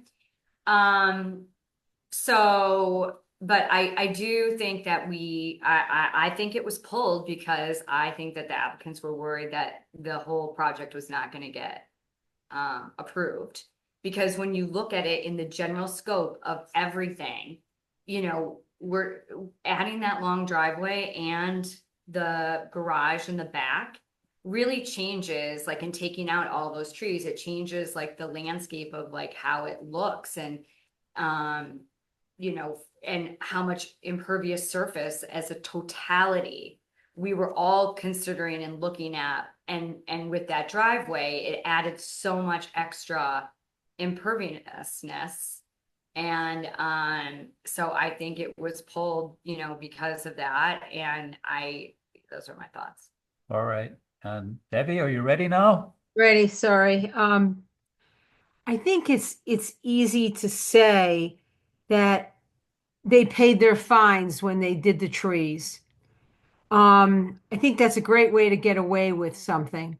And I think that's what this is all about. I really think that this is one of those, I can't get my way the first time, so I'll come back the second time another way. And I think we need to strongly reject this application and send a message that we do things one way, the right way here in Somerset. I think we're pretty good. And I think that, as I've sat with these same people here now for what, 4 years, and I respect everybody here. And I want everybody to know when they bring something to this council that we are serious and we take you seriously. And therefore, let's do it right. That's All right. right. What's your reason for rejecting the application? I think I might have said that I really believe that the whole thing with coming back to us with this after they've illegally taken down trees, yes, they paid their fine. That's very nice. But that's the easy way to get out of something. And I believe that this was done on purpose. And this is the way they thought they could get their garage where they couldn't get it the first time around. That's why. All right. Okay, Steve. All right. Well, first off, one thing on my colleague, great perspectives here, and I've tried to look at this as even a different, from a different perspective, that if this were a new owner, if like all this history disappeared and a new owner came in and said they want to put in this driveway, how would we assess it? I'm not sure that's appropriate. I kind of agree with your analysis of the history, Debbie, which doesn't make me happy, but I'm not sure whether we can appropriately apply that. But from that perspective, I am concerned that we don't have sufficient standing or grounding to deny the driveway. But I would like to make one significant caveat, and I've heard this from several different designers or architects, engineers, about permeable materials near structures of houses and how you can't do it. And my reference for saying that you can do it is the Montgomery County Rainscapes Permeable Pavement Technical Design Manual, which anyone can pull up. It's on the county government website, and it describes how you can put permeable pavers next to structures. Because I saw a diagram, you probably can't see it from here, but the gist of it is you put the pavers all the way up the structure, and some distance in the ground beneath the pavers, you have like a plastic guard that keeps the water from going directly into the structure. So I think it's possible. And at this discussion phase, I would say that if we do proceed and recommend approval, I would recommend permeable pavers for that entire pink area, because I believe it is less than 5 degrees grade. I am concerned about the amount of runoff that it would create. I would like to see permeable pavers there. And I think it can be done in accordance with Montgomery County regulations. That's my thought. Yeah, all right, thank you. But we are not all on the same page. That is not unusual. My thoughts. The application on the face of it is absolutely straightforward, which is what their lawyer presented at the beginning. It is within code, no variances are requested, all setbacks are met. It is there. And so in order for us to deny it, we have to find something wrong with it. That's what it boils down to. That's the issue. Now, what we can say, I suppose, is that there's no basis for an amendment, but that is reaching, as far as I'm concerned. Yes, we can put conditions on approval, such as make what can be permeable in the driveway permeable. We can do that. But if we're going to reject it, we've got to find a reason buried in the code that we can use, and I don't see one myself. Is there any guidance you could provide? Yeah, I'm available for a closed session. Well, you can make a motion. Okay, so. And Ron can fashion the So in view of the motion. concerns raised by my colleagues, I move that we go into a closed session to seek guidance from the council on how we can. Under the general provisions article, section 3503, 506, subparagraph 7. That's the word. But it's illegal, it's It's required. illegal, yeah. Okay, is there a second? Second. Yeah. Is there discussion? Hearing none, all those in favor? All those opposed? Let's decide, get out of here.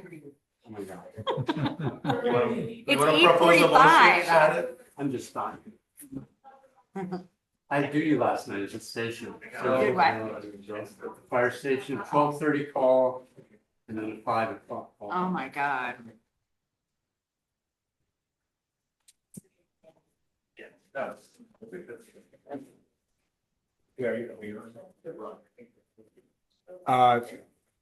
Good evening, everybody. We're reconvening the meeting, and before we proceed, I would like to ask the town manager to announce the protocols. Thank you, Mr. Mayor. This meeting is being recorded. The recording will be posted on YouTube. Please speak audibly towards any microphones if you're in the room. If you're not involved in active discussion on Zoom, please keep your camera off and your microphone muted. If you want to speak, please raise your hand. Use the raise hand feature. And please state your name for record keeping purposes. If this meeting is interrupted, I will send out anyone to the Zoom. Okay, so the town attorney has some announcements to make before. Yeah, so the council entered closed session to obtain legal advice. Some legal aspects of this request were discussed, and based on one of the questions asked, it appeared to me that it might be useful to reopen the record for one aspect and for the council to take administrative notice with respect to an ordinance it recently adopted. And I'm looking for that ordinance now. And to give each side the opportunity to address the new evidence as well. So after I would put on the record what the council can decide whether they want to take administrative notice of, then each party would have the opportunity to discuss that or to rebut that, and then the record will close again and deliberations will continue. So.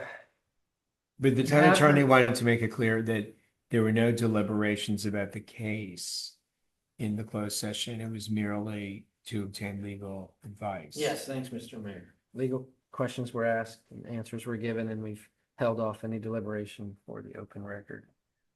So you have heard testimony about why the prior garage was subject to setbacks that, according to the applicant, rendered that plan infeasible. The town council adopted in January of 2024 ordinance number 11-23-1 regarding micro bioretention planter boxes. So a new type of stormwater drainage device, had appeared in a neighboring town, and the town council decided to amend the code to address how setbacks should apply to that retention device. And it was basically a device that is a microbiome retention facility placed inside of retaining walls, and the retaining walls are attached to the house, and the retaining walls can be very tall, so it can look like part of the building that it's attached to. And so that ordinance provided that that type of device would be subject to the setbacks of the building that it was attached to, because it looked like that device was part of the building. And so I think there might have been some confusion based on all the testimony presented as to, you know, why the prior plan was subject to setbacks and why the setbacks are different for the proposed garage. And now that there is no connection between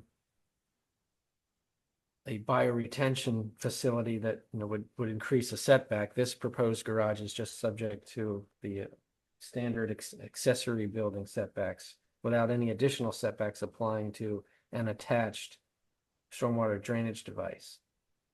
So if the council finds that useful, it could take administrative notice of this ordinance that was previously adopted.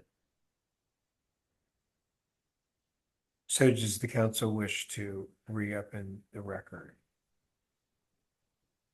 Yes, I Okay, think make a that's the motion. feeling. I'll make a make a motion now to reopen the discussion of the amendment to the property at 4905 Cumberland Avenue to install the driveway and garage.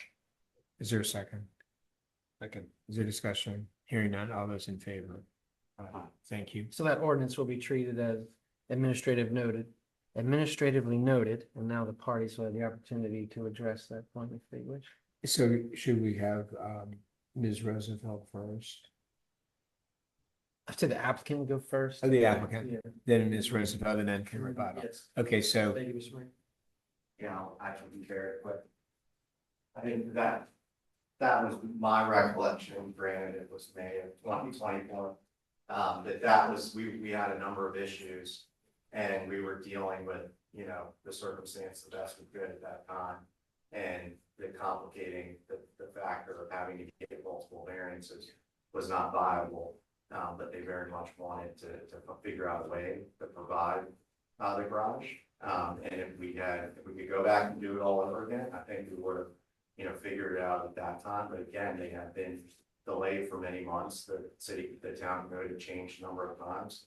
And so they went forward the best way that they could. And I think that their intentions were good and that they were trying to adhere to the town requirements. So that ordinance that Ron or Mr. Foley mentioned, I'm very familiar with because I was involved in the other case, Martin's edition, so I know it well. So that is consistent with my recollection of at Pine Street. And basically, as I said before, we worked for 8 months with the town expert. You know, we got the approval from Montgomery County, and then 3 days before the meeting, then the manager called us, and then he told us, look, you have a variance for height. Then 2 days later, he came back and said, look, oh, now you have a variance because of the stormwater management, the garage, and then the planter. They're attached together, and then there is a rule that came into effect, and then that's not applicable anymore. Then 2 days later, after that, he came back and said, "Oh, look, we asked you for the fence information, and then but now because the neighbor you brought up that according to the code we need to ask you for more, so you know now you have to provide more information for the fence." So I mean, like, we did everything that we could. We worked with the town. We've done our best, and then at that point, and the three were not removed, and then the three were not even discussed. And then throughout the 8 months, we started like my neighbor showed. We started with a 2-car garage going all the way in the back.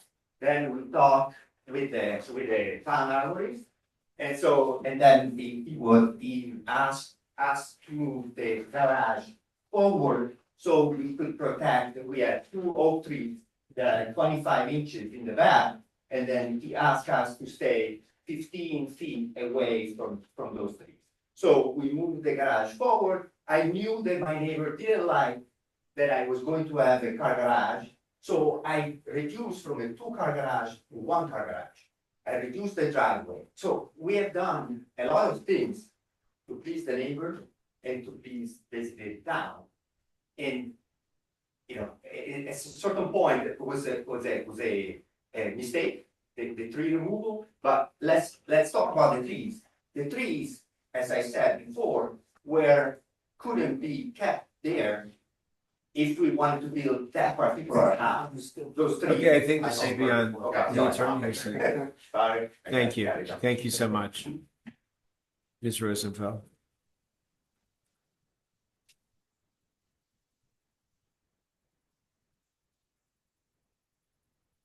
Yes, thank you. I just want to make sure I heard it correctly. The new town code was adopted January 24th, 2024, is that? Correct. Okay. So, And effective March 5th, 2024. so the code was adopted in January. The applications were pending.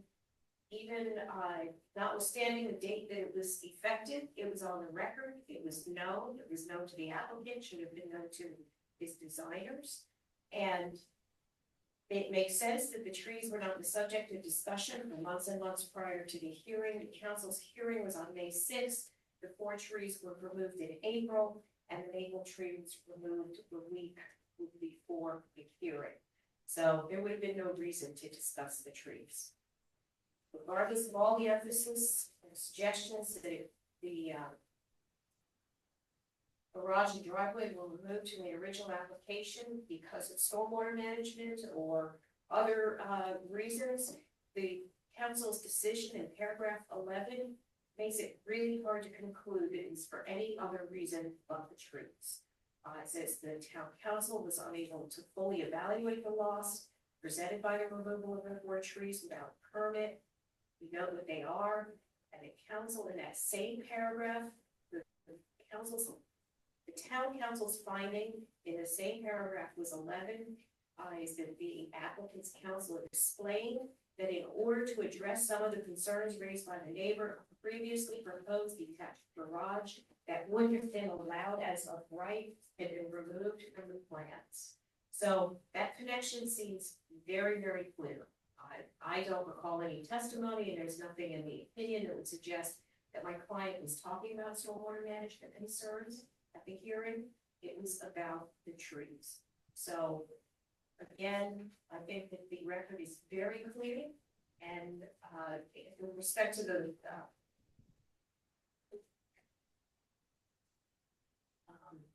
so I'm about to go into evidence that was discussed prior to reopening the record. For that reason, I think that the town code that was referenced really is immaterial. And again, we'll request that you do. Thank you. Okay, sir, last rebuttal. Do you have any rebuttal? I guess I should have been clear. Just to clarify, their application started before that ordinance was adopted, like well before it. So it was all changing, evolving through the process.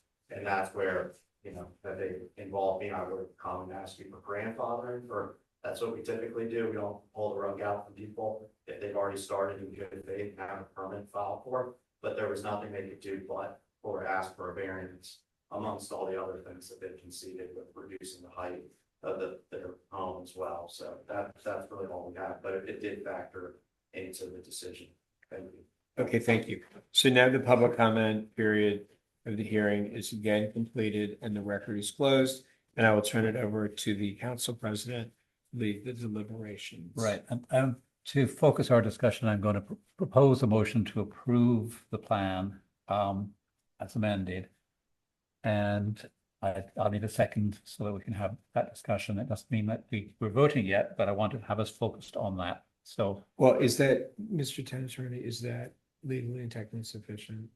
Yes, Mr. Okay, thank you. so I'm moving approval of the proposal of the permit amendment for the property located at 4905 Cumberland Avenue, submitted by Guido and Charmaine Bracchiale for an amendment to the site plan to add a detached garage, to add a retaining wall, And the driveway, of course, as well as amendment to the stormwater management plan. Seconded, thanks. All right. My thoughts on it are, I will vote to approve this amendment, but I really hate these long driveways. In fact, I hate them so much, I want to ban garages at the back of the property because they put huge amounts of impermeable surface, which lead to, with our current stormwater management plans, very energetic ways to handle all that water. But all the water is handled. You have handled it, you've managed it. And there is really no need to have a permeable driveway because you've handled all the water already. That I see. I'm also concerned about the communications with your neighbor that seem to be not accurate from time to time. That you got him to sign that he'd seen the plans when the plans haven't been presented. That's just not a way to proceed with a neighbor. It's not a way to win friends and influence people. But with all that said, I will approve of this plan because it is absolutely straightforward and you have the garage as a right. So that's it. Okay, who wants to go Okay, next? so further discussion? Well, so this might be a question for our town engineer or town staff, but I thought our stormwater management applied to management of the runoff from roofs. It does. Does it also manage the runoff from driveways? Yes. I thought we had driveways as just a separate requirement. Thank you. I'm sorry, I'm not sure I understand the question. Let me pull up the code Well, too, so I can read. The president indicated that we didn't need to worry about that section of driveway because it's already been taken care of. I thought the way we take care of the driveways is if they're flat, we require them to be permeable. Yes, I agree with that. And let me pull up the exact code section. Maybe I'm wrong, okay. Yeah, no, I mean, I think Steve's got a point that perhaps we can add the stormwater management plan covers all rooftop surfaces and does not cover driveways. We actually built in permeable driveways as a separate criterion, yes. So with that in mind, unless the village next year have a further update, I would propose a friendly amendment that we stipulate that permeable materials be used in the pink section of the driveway. All right. Okay, is there a second? How about the green section? Is there, I think okay, that's effectively permeable as is. All right. okay, so can you just restate your amendment? Because I don't know if EJ got it. That segment 3 of the driveway that has an average slope of 4.4% be constructed with permeable materials. Okay, there was a second. Is that's legal, that's And we want to say, in accordance with the Montgomery County Technical Design Manual. is that acceptable? Oh, Mr. Mayor, we forgot to also open the record. I guess Place I the thought, design manual on the record and allow the parties to testify as to that right, issue. that's what I thought.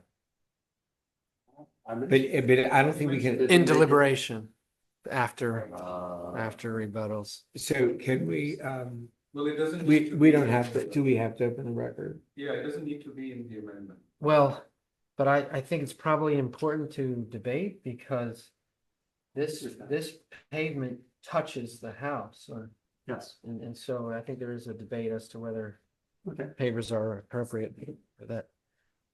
Okay. So do But we open- vote against these motions and then go back? Yeah, we can, I think we can leave them there. And so is there a motion to reopen the record? So Is there a second? Is there discussion? Hearing none, all those in favor? Aye. All those opposed. Okay, Mr. Town Attorney, can you restate? Yes, so- what the, So during deliberations, we took notice of the Montgomery County Rainscapes Program Manual. and what the manual says with respect to whether permeable pavers can be located. And there was other evidence of the record that by Mr. Tidd, I believe, who said they should be 10 feet from foundations. So we'll reopen the record for the limited purpose of discussing the Rainscapes recommendation versus Mr. Tidd's recommendation or testimony. Thanks.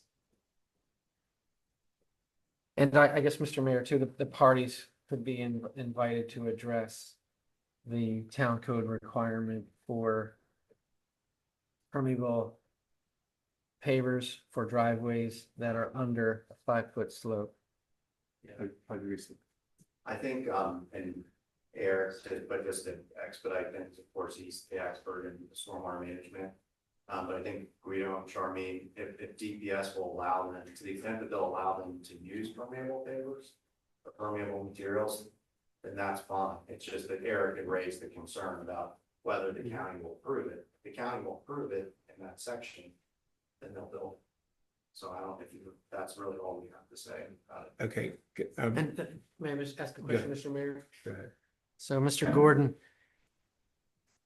is there also a potential for a middle road there where the county could say you can't have it within 10 feet, but everywhere else in the pink, you could Yeah, have? right, exactly, however you word it, Mr. Bolt, but within that section where it can be, permitted, and we can go talk to Mark Etheridge, who's the head of stormwater management at DPS. And basically we can show him, and ask him what we can do. Right, maximum percent possible. Yeah, okay. Okay, so that was your only question, right, Mr. Todd? Right? Yeah. Okay, Ms. Rosenfeld, now you have an opportunity.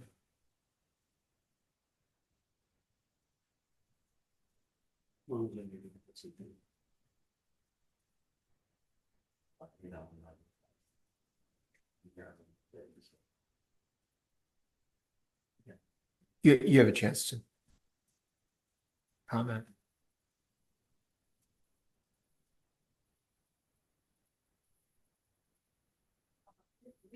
We would agree to a condition that requires the applicant to submit pervious surfaces for the pink section to the maximum extent possible. We would also ask that application be submitted first to the town for review and approval by your engineer for accuracy when it's provided to. Thank you. Do you care to rebut? I think that's probably fine. I just make sure that it's administrative. I think if I have to come back for the fourth, there, my wife may be looking for an husband, so I'm out of public hearings for this. But yeah, if we can do it administratively, that's fine. Okay, thank you. So I am going to again close the record and turn it back over to the county. Well, actually, All we're right, well, debating the. I want to go back to Steve. Steve, do you wish to propose the amendment still? He did already propose. He already did. It was seconded. So is there Alright. further discussion on the amendment? Yeah, I'm going to oppose the amendment, because I think the county will not approve the permeable pavers. Let's find out. Okay, is there further Sure they won't. discussion on the amendment? Well, I don't think there's any need for us to, over the time and expense of sending material to Balin to review. I think it's ask the applicant to work with DPS and find out what is the maximum extent possible. Well, yeah, I know, but that's where the figure about 10 feet from the house comes from. It's from DPS. Let's find out. Well, so you're opposed to the Yeah. amendment. That's Yeah. fine. Is there further discussion on the amendment? Hearing none, all those in favor? You're voting for it. The amendment. Did Councilmember Heller vote? I didn't Why don't vote. you restate? Can somebody restate the amendment? So Councilmember Barr's motion was to approve the plan as No, presented. the amendment of We're getting Mr. to Yeah, I was Councilor getting Smith. to that. So the amendment is that The pink part of the driveway shown on the plan presented this evening would be constructed of permeable pavers to the maximum extent possible based on county approval of the location of permeable pavers. So the applicant would be required to discuss where permeable pavers could be located in connection with the house and the proposed garage with the County Department of Permitting Services, and then come up with a plan based on that county approval. Okay, so I'm calling the vote. So all those in favor? Okay, can I just say something? I am confused. I am planning to vote no on this permit. What does that mean if I vote for this amendment? It just means that it's added to the motion. It means that it's added to the motion. You can still vote however you But you wish can still after vote, the you can motion still is amended. vote. You can still vote any way you want on the motion as amended. Sorry, But right now, the vote is on the amendment. Okay, So fine. are you up or down? I'm up. Okay, so I think there was 3 yes. Passive. And did you vote? Abstaining, so, I think she but it's was- three, No, three. no, sufficient? wait, don't answer for her. What is your vote? I'm not gonna vote. Okay, so it passed, it carried 3-1-1.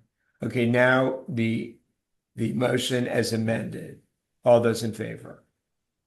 Aye. All those opposed? Okay, so it was 3-2. Thank you very much, everybody. The next, so I'm going to combine the item 6 and 7. So it's a public hearing, consideration of approval of a proposal submitted by American Pools in the amount of $801,280 for management services for the Somerset Pool for the 2025, 26, 27, and 28 pool seasons. And the town manager is going to explain his recommendation. Understand? Quickly. Yes, I'm gonna try to go quickly. We got 6 bids. I'll just focus on why I'm recommending American Pools. I primarily recommend them because compared to all the other bids, they offer the most services, the most meet the needs of the Somerset pool. They have an existing positive relationship for the multiple residents in the last couple of days, asking to go with American Pools. I know the pool committee has voted to be in favor of continuing with American Pools. I will note that the biggest negative is that they are the most expensive option. It's not by a whole lot compared to the second, but it is there. However, I think that that happens because they're the only bid that's not riddled with optional add-ons. They have everything all inclusive because all the other bids have like extra packages, extra addendums, add-ons. These are things that we would require with a pool our size and with the activities that we offer. So if we did a true price comparison, they would all be around the same price, if not even more expensive than American Pools. I can continue, but having any questions, Well, that's my. thank you. I just want everybody to know that I think the process this year was, I think that EJ managed a very extensive process, and I really thank him for going by our procurement rules so beautifully. Council President Barr, do you have any questions? Yeah, but I'm going to agree. United Pool Management proposal is almost the same price as American Pools. There's a few dollars difference. That's it. American Pool has real advantages. First of all, they have detailed the proposal, as you said. Also, they're well known in the town. They have, but we don't need references for them because we all trust them already. So I think it is a straightforward. Okay, so do you have any, this is the time for questions. That's it. No Okay, thank question. you. Council Member Circo, do you have any questions? Thank you. Councilmember Heller, do you have any questions? No. Can I make a comment? Because Well, it'll be debate. Why don't you hold that off when it's I have a very, agreed. okay, I can't stay on much longer, Jeffrey. I'm dying here. Okay, That's well, fine. we're Let's keep almost it there. moving. Do you want to wait until there's a motion on the floor? Okay, I can wait. Council Member No Kumar. questions, second the process. Council Member Rovak. No questions. Okay, so I think that, are there I think Matt Sapp wanted to say something. I mean, he hasn't raised his hand. I don't think he wants to say He anything. We're supports good. it. I can tell you he has emailed. I know, but he's been texting. Can I make a motion? Hold on a second. Matt, would you like to say anything? I'm fine not saying anything. Power through. Okay, Are you prepared to make a motion? Yes, Council? motion to approve proposal submitted by American Pool in the amount of $801,280 for management services of the Somerset Pool for the 2025, 2026, 2027, and 2028 pool season. Is there a second? Okay. Okay, Councilor Heller, did you want to say something? I did. I wanted to say that I think we should definitely support, we should pass this. American Pools has done a great job for us last year. They got that pool built and they got it open with, I think, a 1 week, 1 week off. They've managed the pool beautifully this year, and I really watched that. And I think we need to keep them. That's my 2 cents. Okay, thank you. Is there further discussion? Hearing none, all those in favor? Aye. All those opposed? Is there a motion to adjourn? Oh, yeah. Oh, my So moved. Okay, thank you. Thank you.